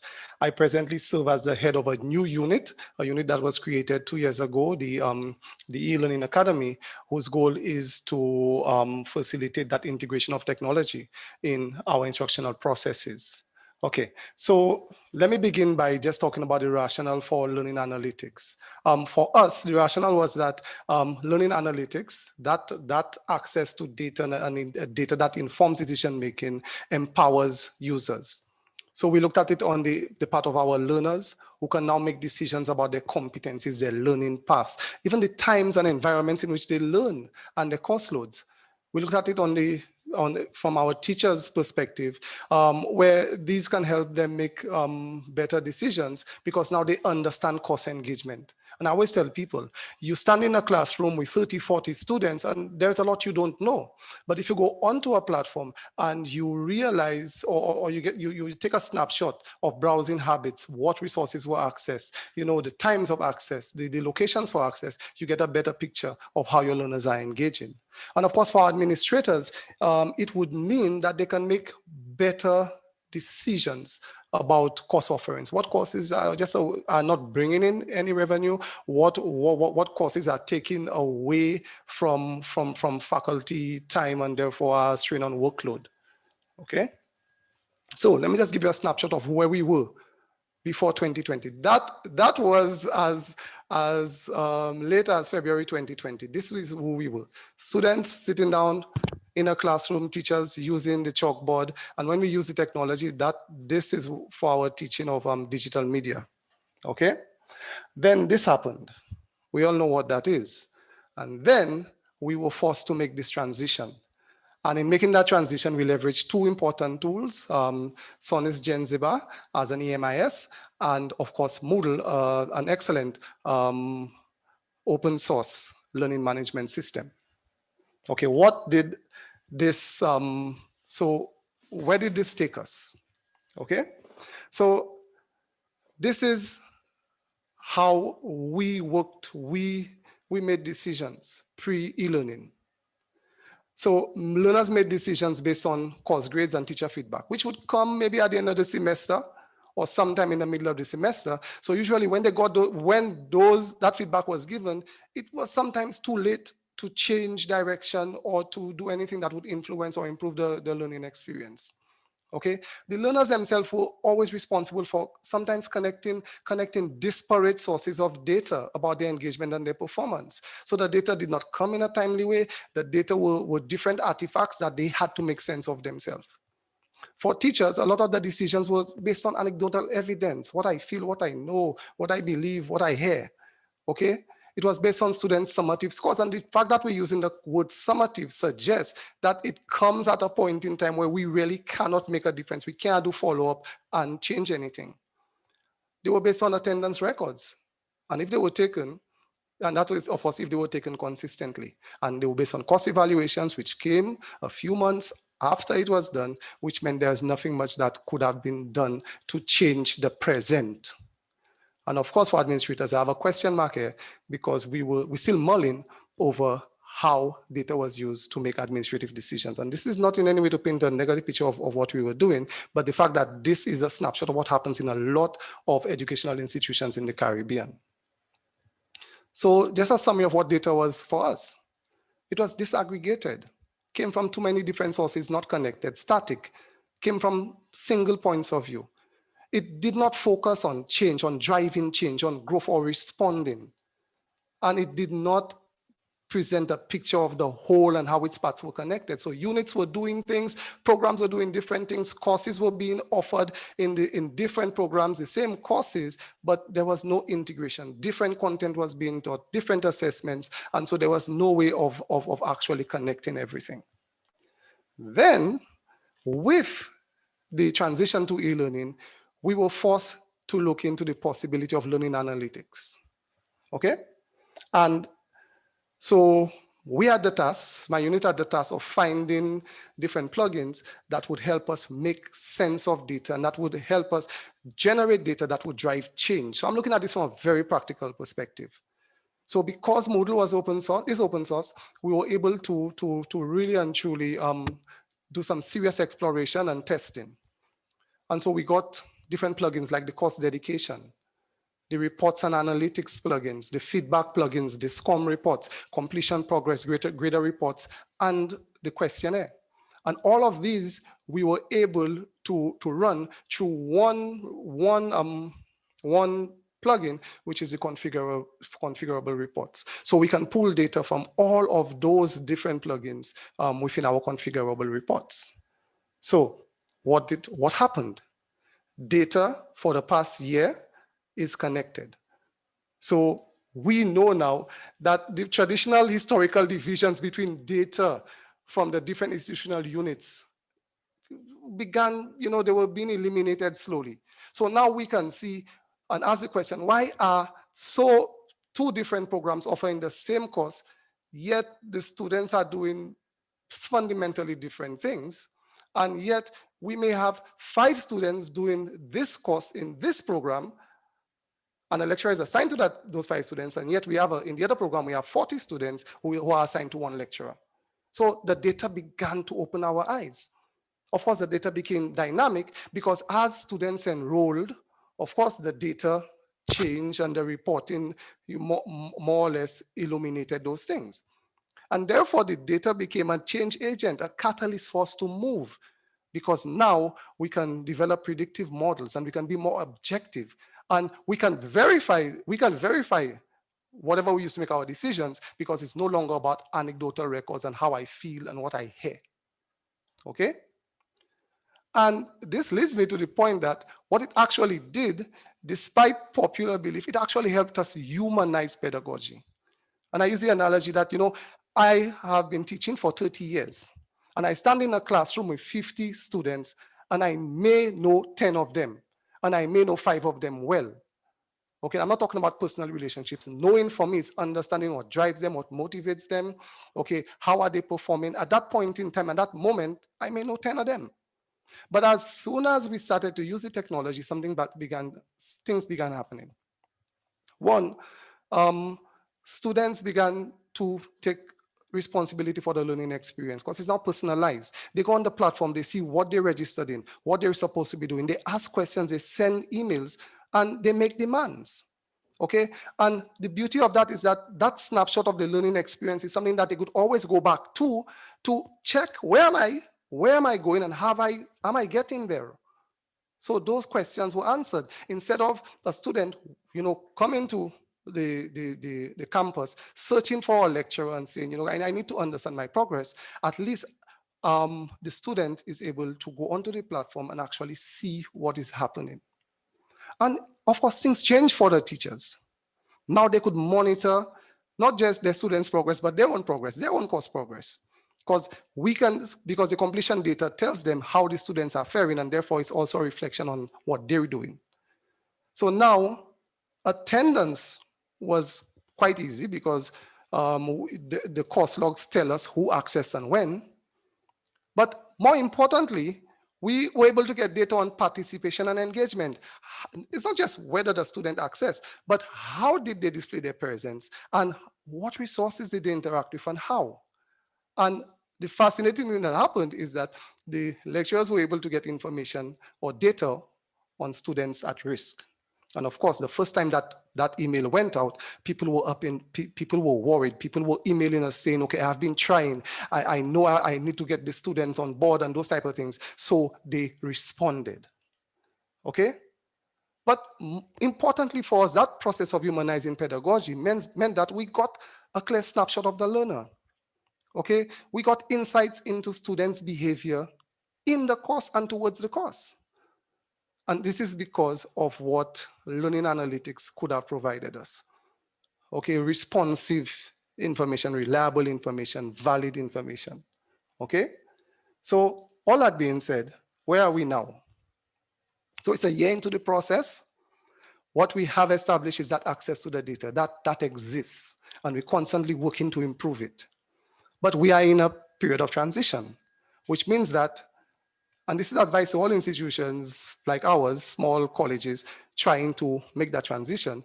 We need sensitization.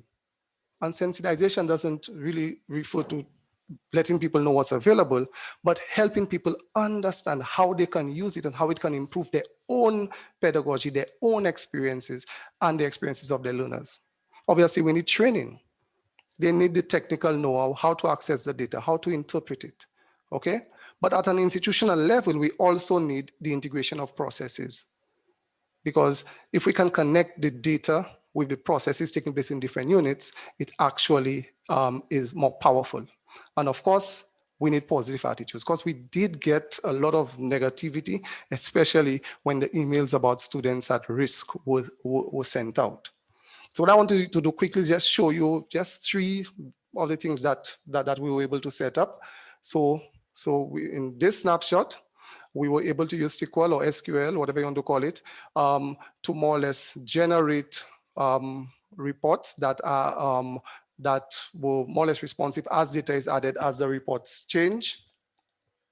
In this one, we get excellent snapshots of when are the more popular browsing times for our students. And what we realize from that is that we need to change what we call the college day. The college day is no longer from 8 in the morning to 4 in the afternoon. We realize that a significant number of students are engaged all the way to midnight. Okay? And finally, just to note, this is the email that is sent out on students at risk. So one was sent out to me. And of course, it allows us to view the insights, which give us a sense of what the students' browsing habits are, when they did that, when did they last log on, how many clicks per session took place during that log on, etc. So that being said, guys, I want to thank you for indulging me.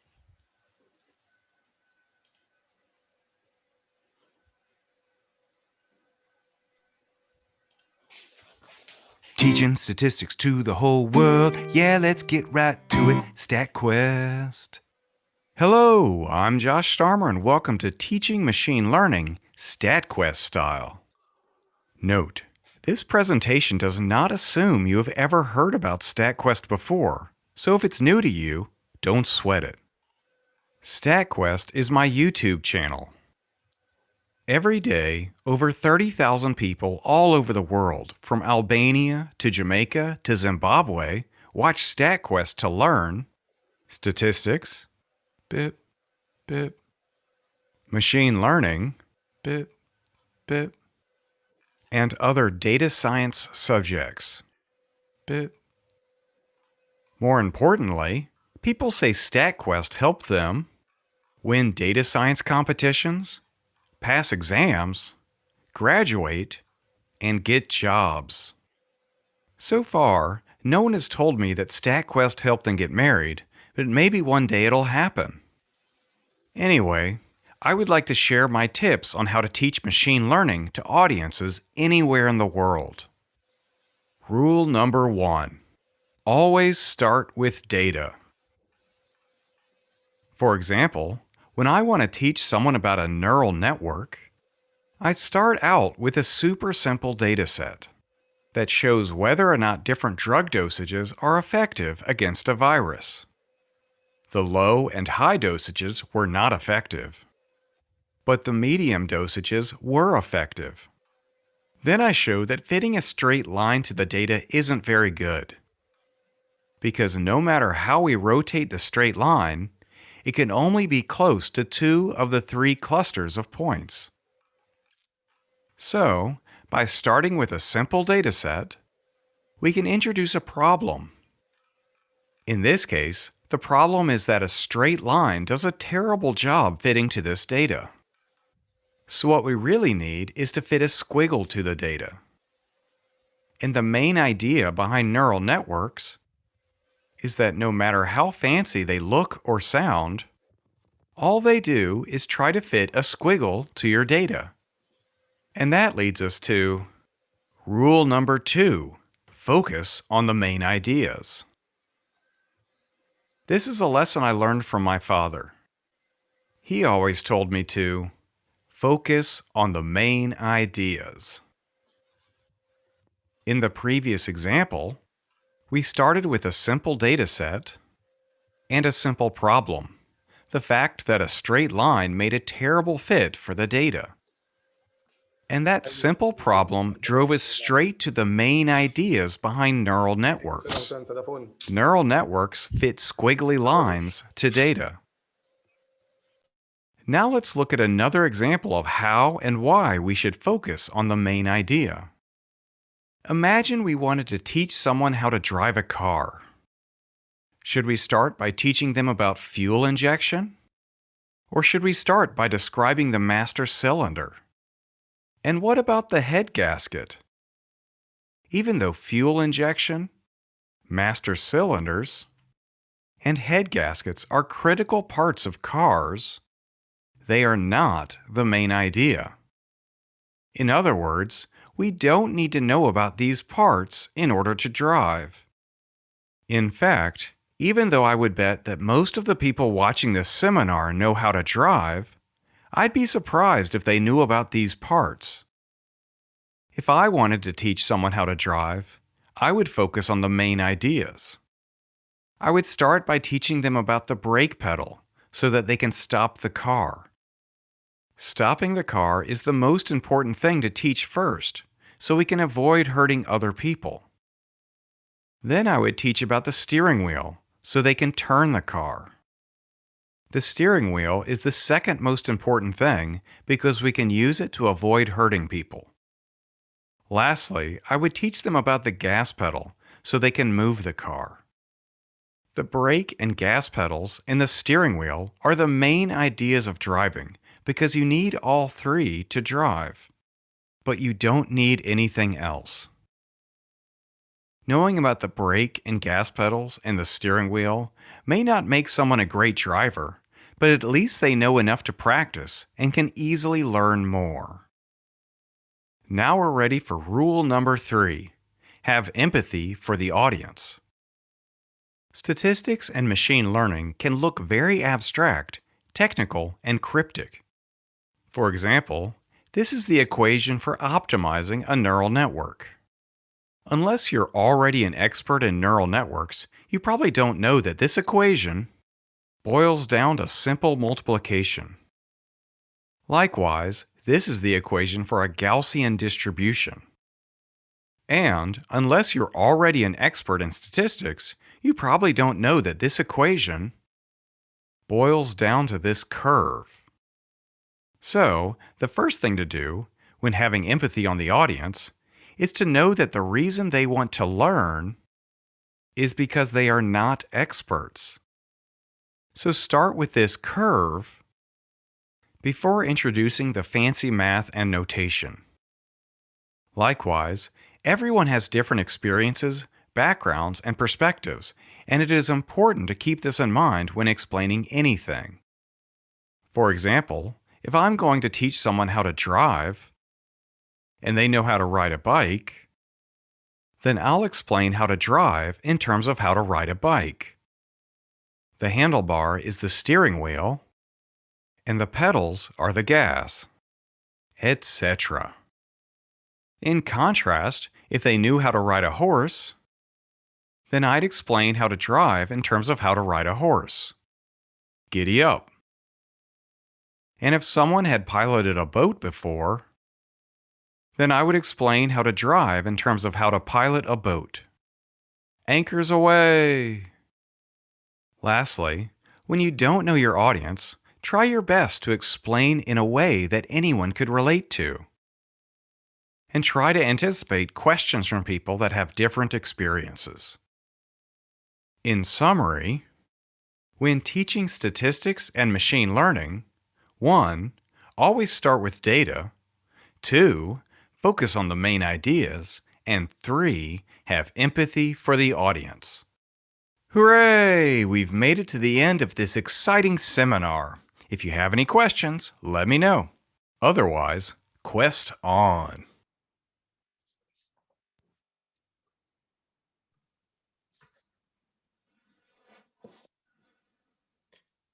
Many thanks to our panelists for those thought-provoking presentations. And in the interest of time, I'd like to present 2 questions, and this will hopefully get the conversation going, depending on whether we'll be permitted to do so here or in the next segment. So I'd like to place emphasis on the thinkers and doers of tomorrow, since I believe that that's a fundamental place to start in considering AI in the 21st century method of learning. So what seems to surface is simply focusing on knowledge transfer is just not enough. And we have to train the next generation to apply knowledge and solve difficult problems. So I'd like to ask each of you to recommend on where we may begin in the region to apply technology and pedagogy in going beyond pure knowledge transfer to create the thinkers and doers of our AI-empowered tomorrow. That's the first question. And the second question is, how do we begin to lay the foundation for growing an ecosystem which attracts and retains AI practitioners within the region? So Mr. Green, would we have enough time to entertain these questions, or should we defer them to the next? Of course, go ahead, please. We will transition from this session directly into the open floor. Very well. So in terms of the first question, in terms of how do we apply technology and pedagogy and going beyond pure knowledge transfer to create thinkers and doers of our AI-powered tomorrow, I'd like to start with you, Josh, if you can offer some suggestions on this. I always say for things like this is to encourage curiosity. There's some, I mean, obviously I'm on YouTube, so I'd like to think that there's lots of useful information on YouTube, and all it takes is a little bit of curiosity to find that information and then start applying it. A lot of the tools for doing AI are freely available.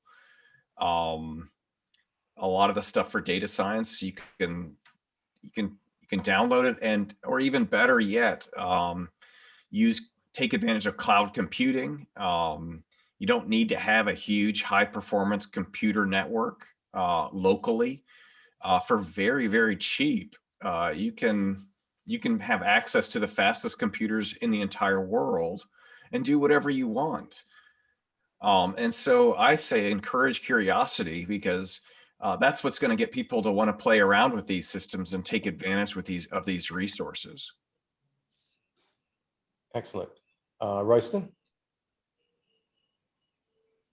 Well, I am part of a program that we have in St. Lucia in Barbados. The Caribbean Science Foundation has this program that they run for young people, and well, we stress, of course, the inclusion of gender inclusion. So we basically do a coding workshop over a period of about 12 weeks. And so in these workshops, we encourage people with no coding experience to come in and just learn the basics of coding. Also, at a very young age, students can understand how to, create decision models and sequences, etc., by using simple toys and tools. I remember coming across the Bebot, which helps students basically program directions, etc. So it's about bringing it and ingraining it in your thinking.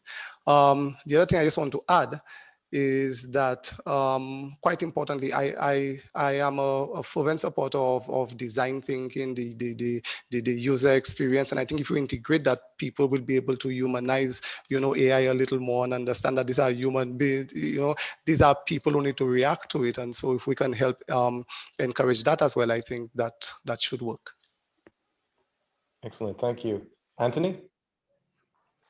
Thank you, Alden. Well, there's been a lot of research done on this, and all the findings suggest that you really don't need to do very much to encourage very young children to start using tablets. And I've seen children who are a little over a year old using them very fluently.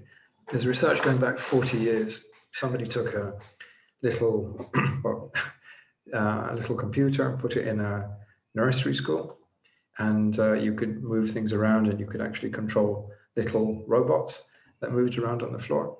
And you couldn't get the kids off this thing. They were so motivated to use it and explore it.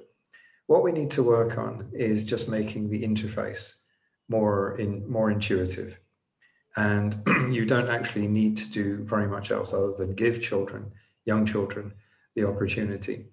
And it's strange because I'm of the generation that actually had to learn this stuff. Kids now, they just take to it like ducks to water. What hasn't caught up is our teaching style. And as I pointed out in the presentation, we're still, where our schools, our universities in particular, have been resistant to change. You look at the structure of a university, and it's the same, or recognizably the same structure that it's been for at least the last 1,000 years. And it's absolutely extraordinary that we have been so slow to come to this, because we are supposed to be the people who are thinking about these things and thinking where trends are going and so forth. But we have been very slow to apply this understanding to ourselves.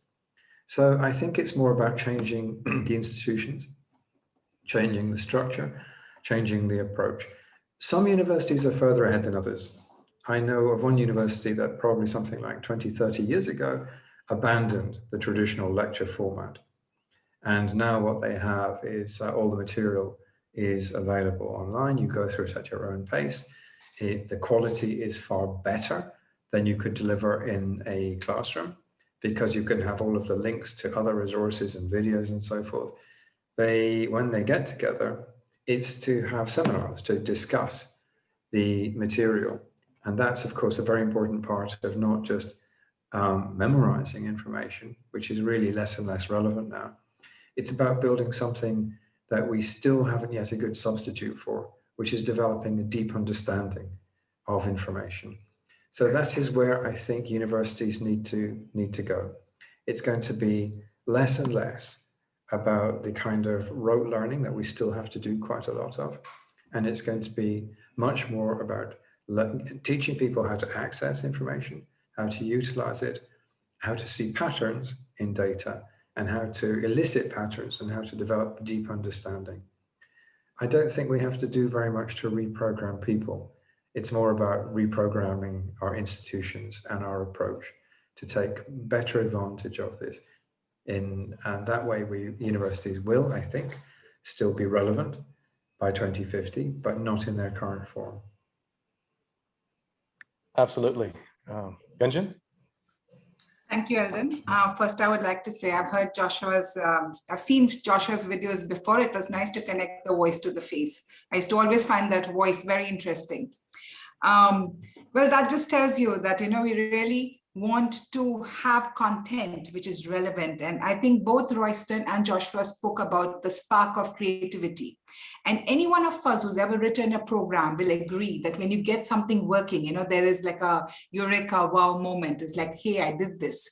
And that is the spirit we need to get in our young children's mind, that when they get up, they don't just think about the regular professions, because those professions may not even exist in future, but they rather start thinking about technology. So I think the first step in the Caribbean that we need to move towards is really looking at our curriculum in primary schools and secondary schools, how technology is taught. And of course, at the tertiary level, I agree with Professor Clayton. We have to really look at, I think in the morning in one of the sessions, Isabel had spoken about, I think, empowering people and not replacing people. So we really need to see that we cannot replace the teachers. At least as a teacher, I wouldn't want that to happen. But how do we empower the teachers so that they can work with the AI tools, which even, which are locally being developed in the region again, because the data has to be relevant. Contextual. Otherwise, you will find the biases which are all of us have spoken about the bias that exists in data. Hence, we need to work with contextual data in the Caribbean. So I think we need to do many things. It has to be a multi-pronged approach, and education is one of them. Then I think we also need to empower the industry, because if we keep on focusing on education and we don't have an industry that is really ready to employ them, our bright minds are going to get bored and they are going to go elsewhere. So it all has to happen in tandem. We need to have an industry that is able to, to be innovative and creative in a way that it can employ these bright minds. So that is my take on it, Eldon. Excellent, thank you, Gunjan. I don't see Director Pedro. Is he still with us? No, he's not, Eldon. Fair enough. Well, Gunjan, on your last point with regards to the industry, this allows us to segue into the second question, which is how do we begin to lay that foundation for growing this ecosystem, which attracts and retains AI practitioners within the region? So I can begin with you, Gunjan. I don't know if we have the answer for this as yet, because right now I think immigration seems to be so attractive to people, and often I find that the persons who are being trained in this field, they get bored with what they're doing and hence they look outwards. But I think this last year has been really a changing experience for the world, because one thing it has taught us that, you can be anywhere and work anywhere. So I think people can create that balance in how it's happening, and hence if they are remaining where they are, they will still be engaged and innovation will happen because they will see areas for innovation to occur. So, I think it's a tricky one there. It's a tricky balance. But one thing we need to do is to even work on the industry. We need to get the MSMEs rather, I should be saying, involved in this data conversation.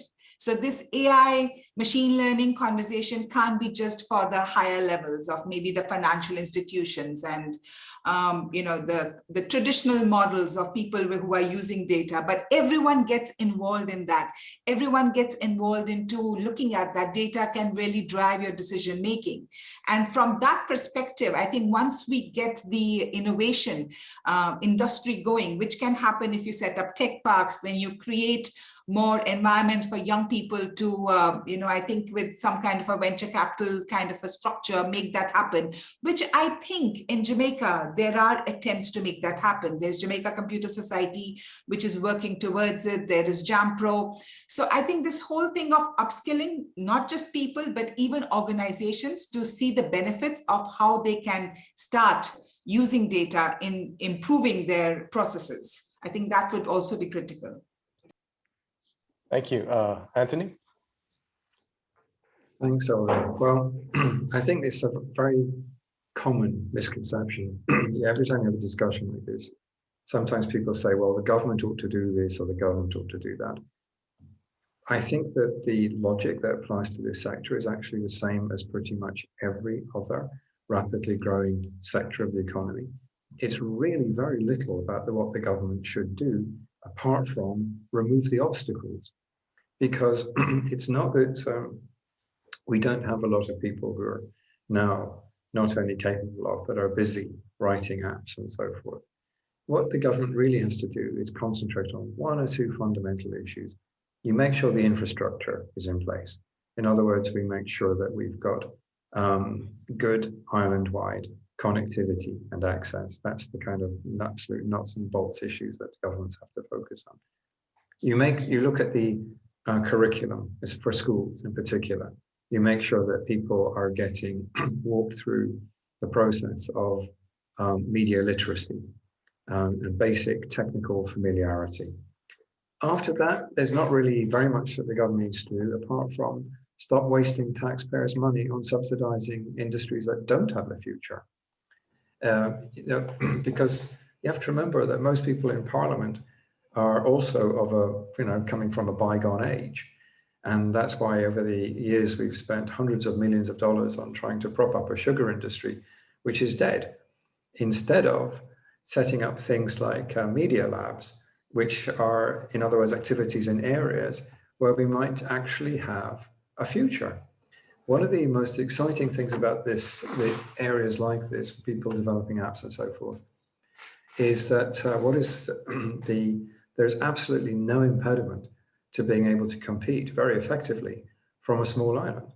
You can't do that in exporting commodities or exporting manufacturers.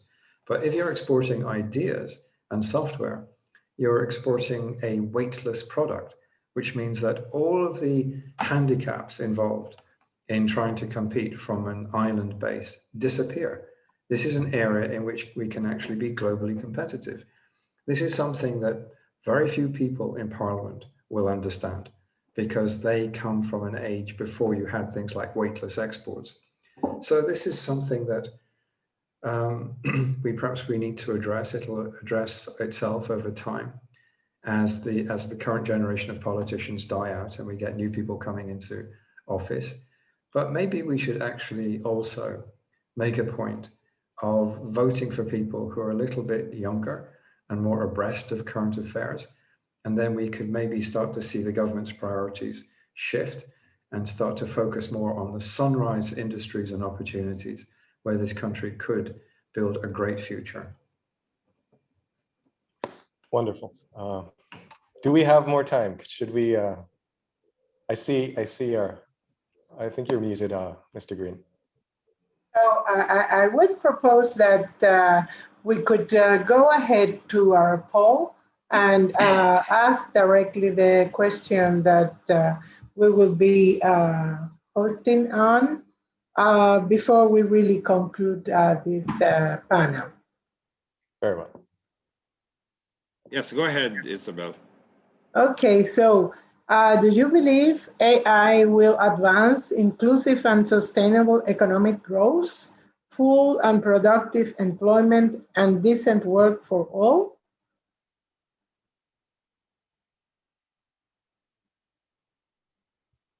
Okay.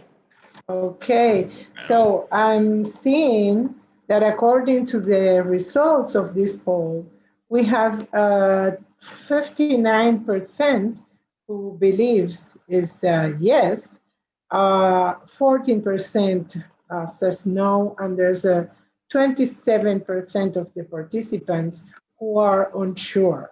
I do believe that in any case, this result still speaks about the importance of having the relevant policies and strategies for the development and application of AI systems in the Caribbean to really get the positive answer of the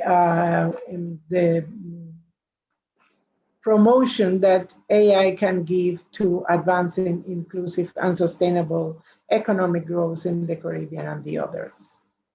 Yeah, absolutely.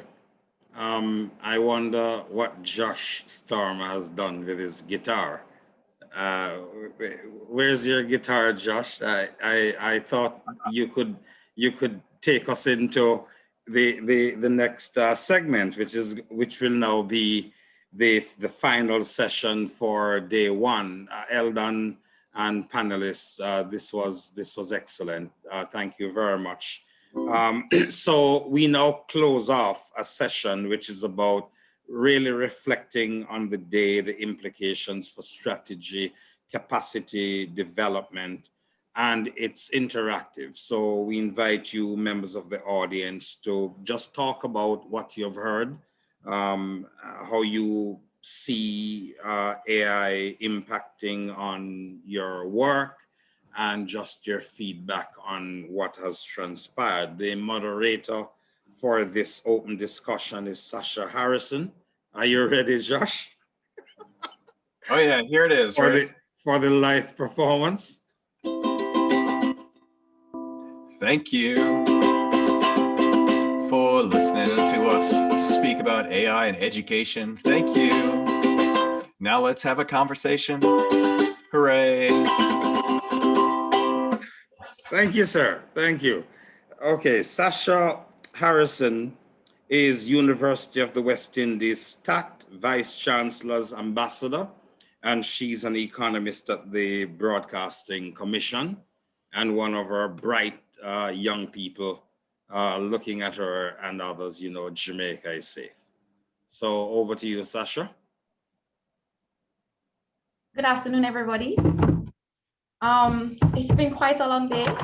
It's been very, very stimulating and very insightful as well. I'm sure everybody is very excited for tomorrow because this is just day one. So as mentioned, we're going to open up the discussion just a little bit more.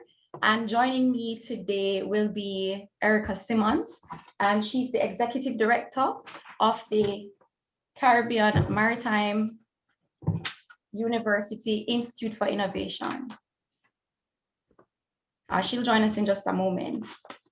But until then, let's just reflect a little bit on what has been said. So we've been through a number of sessions. We did principles for AI governance, an inclusive and fair algorithmic future. And there were so many nuggets that were very, very, very, very exciting today. You know, the voice of AI is female. So many wonderful things. So how about we get some information on where you guys are? So if you are able to answer this for me in the chat, have you been hearing about artificial intelligence where you are? And would really appreciate if you posted also where you're sharing this information from.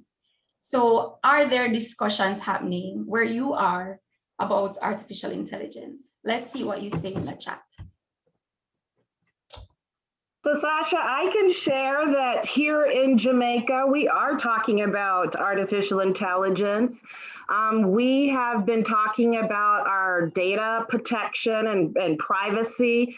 We are about to introduce some new regulation and some new regulatory advice for privacy and data protection.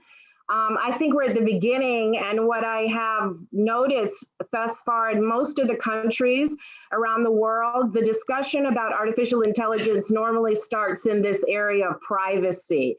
So there is some discussion, a fair level of discussion going on here, I know, in Jamaica on that topic.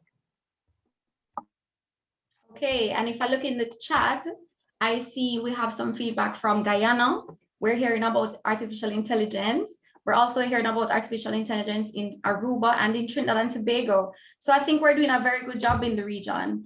And I think, therefore, this forum means we have a lot more to look forward to. And so a lot of the discussions, we started out with principles for AI governance. So looking for feedback from everyone here, what do you believe is required of governments to ensure an enabling environment to facilitate AI innovation and build AI advocacy? And throughout the day, it came up as a theme, right? We have to build those ecosystems that will help us to build capacity and also to attract AI innovation. So what are some of the things that you believe are required of governments to ensure this enabling environment? Now, Sasha, I would just comment while we're getting our feedback in here that I do think that governments in the Caribbean region have a wonderful opportunity to leverage artificial intelligence and the digital transformation. And I do believe that there is a responsibility by all of us citizens in the region to demand the digital transformation, because I do believe it will impact our services, the delivery of services that we're getting from government. So when we look at transforming nations, we can start to look within. How can we serve our citizens better by the services that we're giving? And I think if the governments start to talk about transformation themselves, we can certainly get the private sector interested, because that means that there are going to be projects out there for the private sector to invest in. So I am always encouraging our citizens here in Jamaica and throughout the Caribbean region to demand the digital transformation of our government and our private sector. So I appreciate that, Erica. And I know that not many people responded to governments ensuring an enabling environment. So then my question is, and I'm gonna ask us to poll here, to do a poll, right? Should the primary responsibility for AI regulation be left to government, or should it be left to businesses to regulate themselves?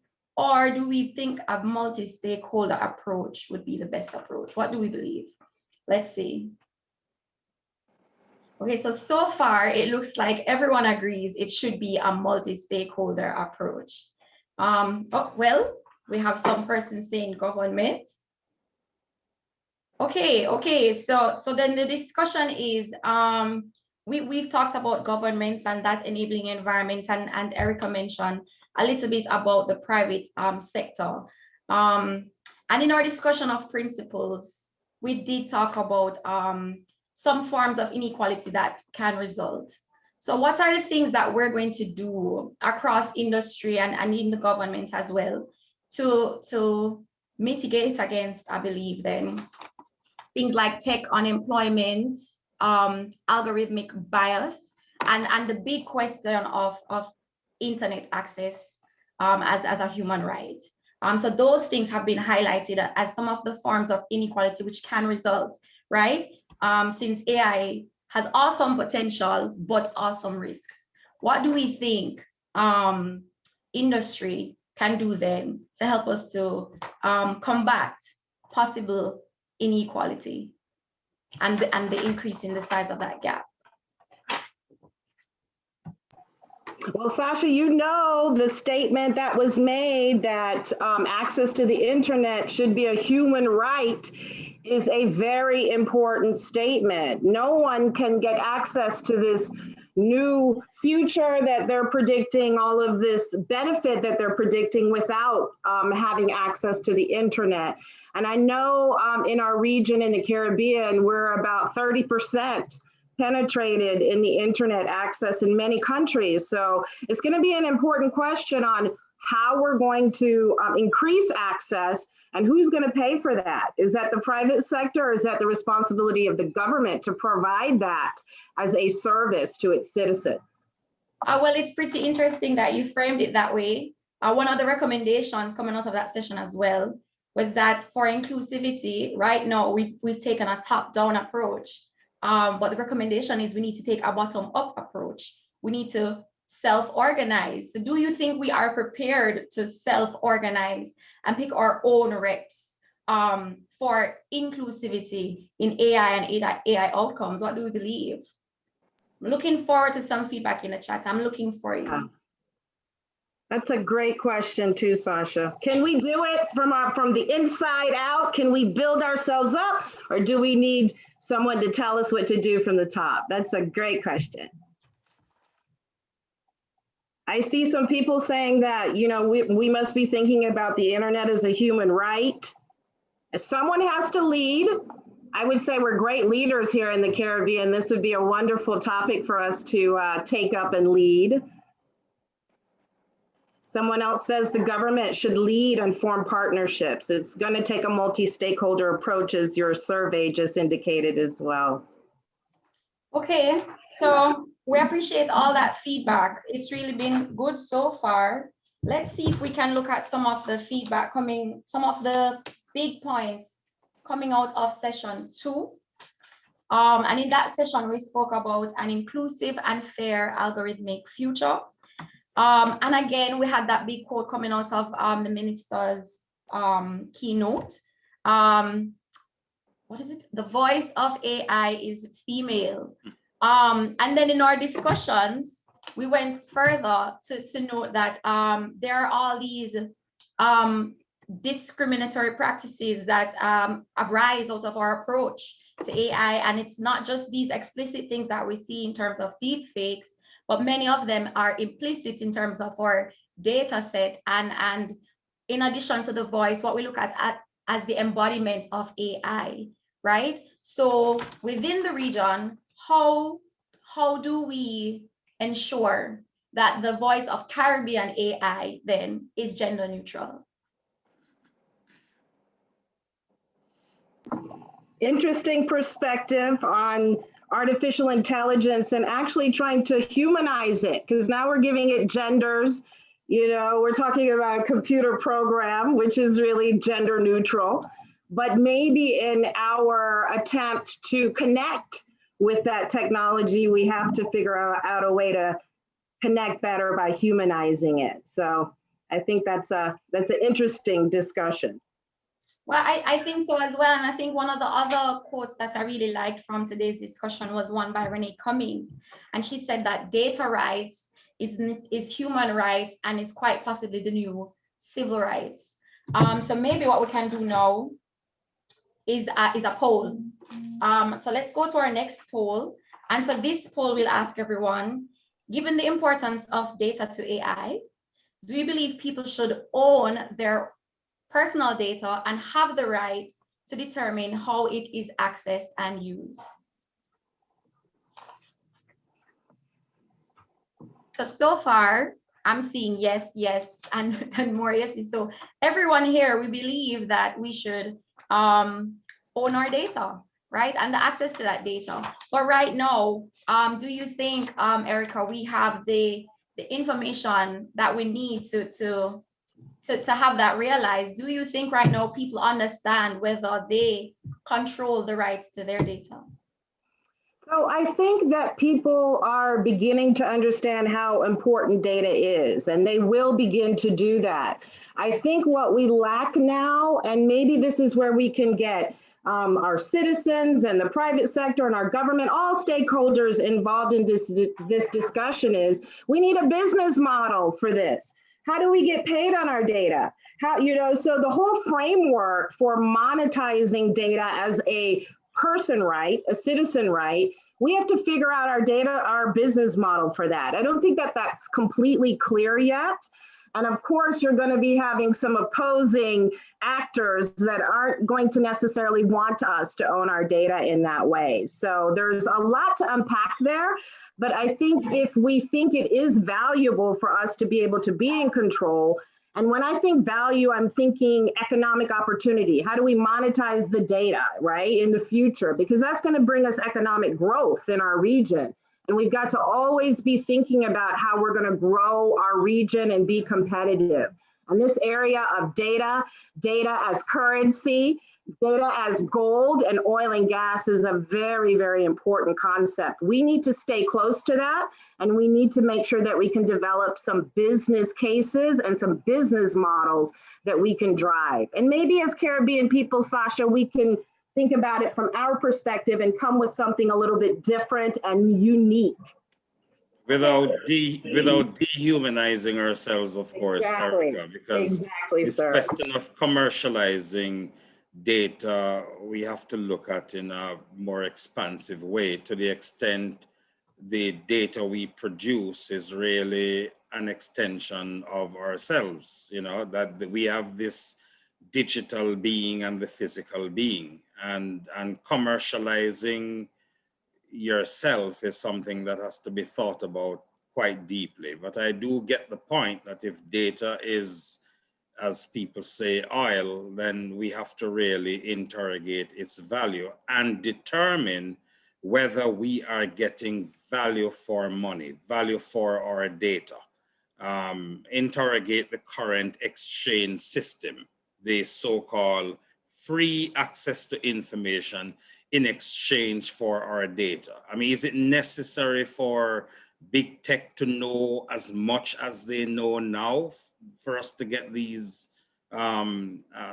services and the benefit of technology? So there's even beyond commercializing the data, there really is a question about the extent to which data needs to be accessible. Where do we draw the lines now?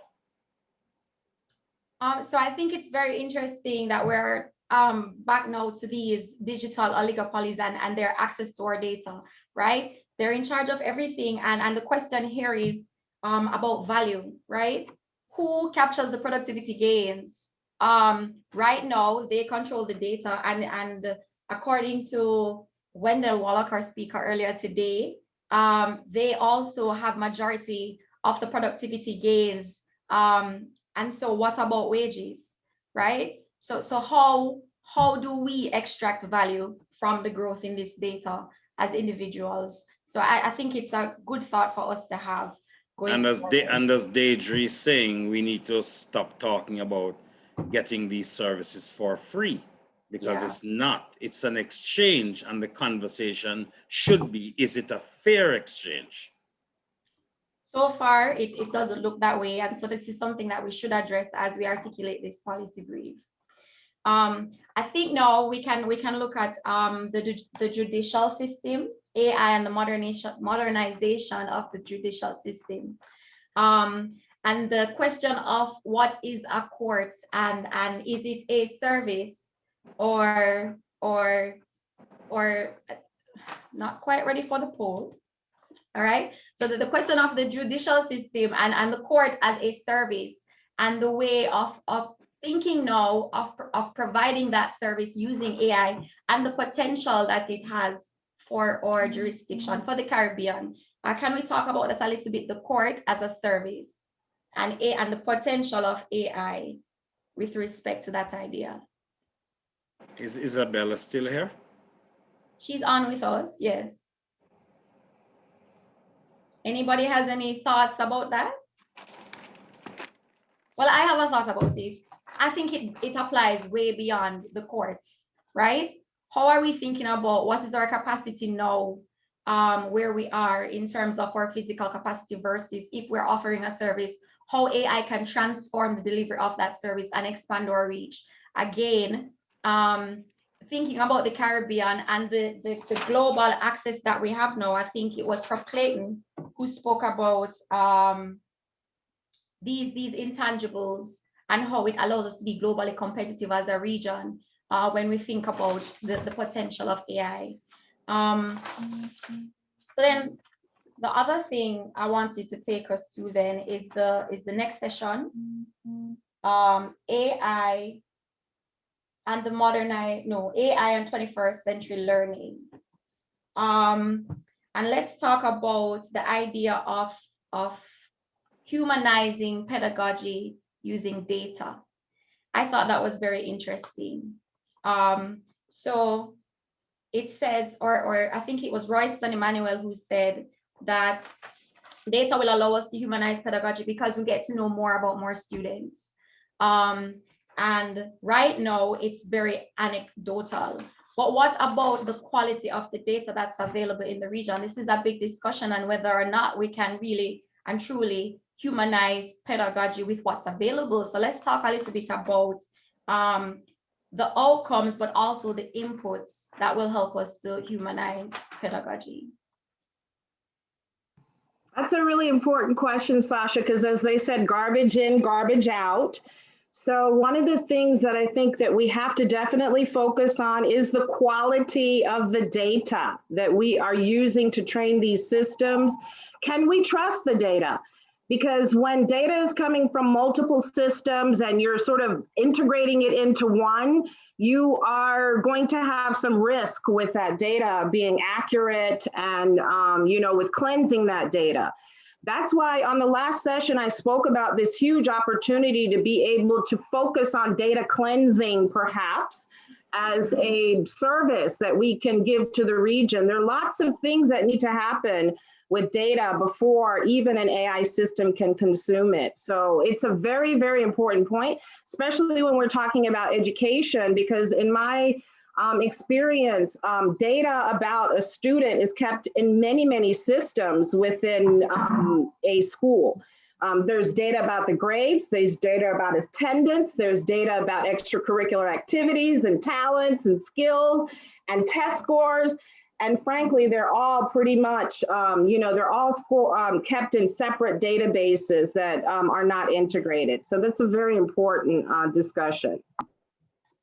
Yes, I think so too. And I'm looking at a comment here. Khalil Khan says this topic is so involved, but he strongly feels that in the end, the pace of advancement will outstrip or sufficient consideration of all the issues.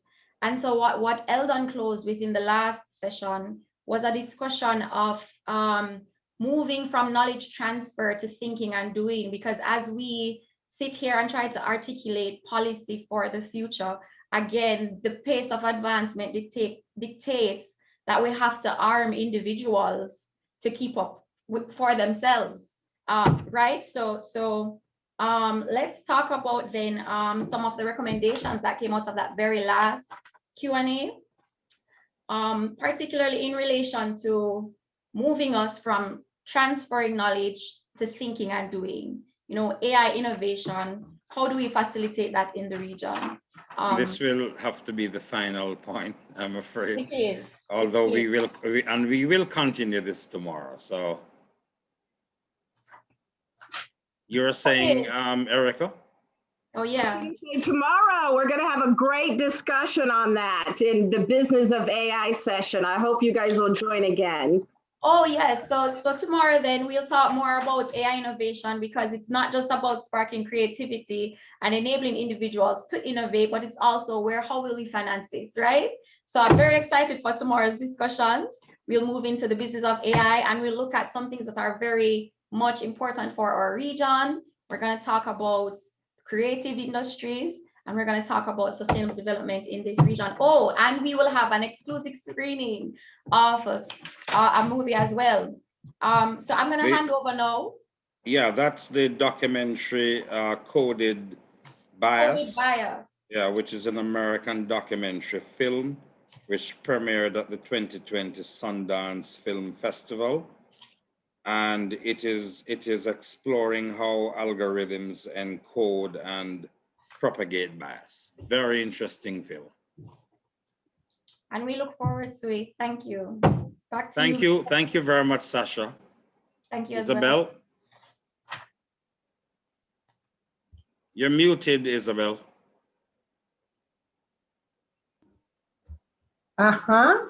So thank you very much. Thanks to all for participating in this very interesting and active open discussion. The results of your engagement will be used as inputs for policy development at the next steps. And we also are looking forward to the discussions that will be continued tomorrow. On behalf of the Cluster Office for the Caribbean, the Broadcasting Commission Jamaica, and UNESCO Information for All program, thank you to everyone for attending and participating in this very informative day one. We continue with the forum tomorrow, Friday. It would start at 9:30, and we will be looking forward to seeing all of you again tomorrow. So thank you and have a good afternoon. See you tomorrow morning. Thank you. Bye, everyone. Bye.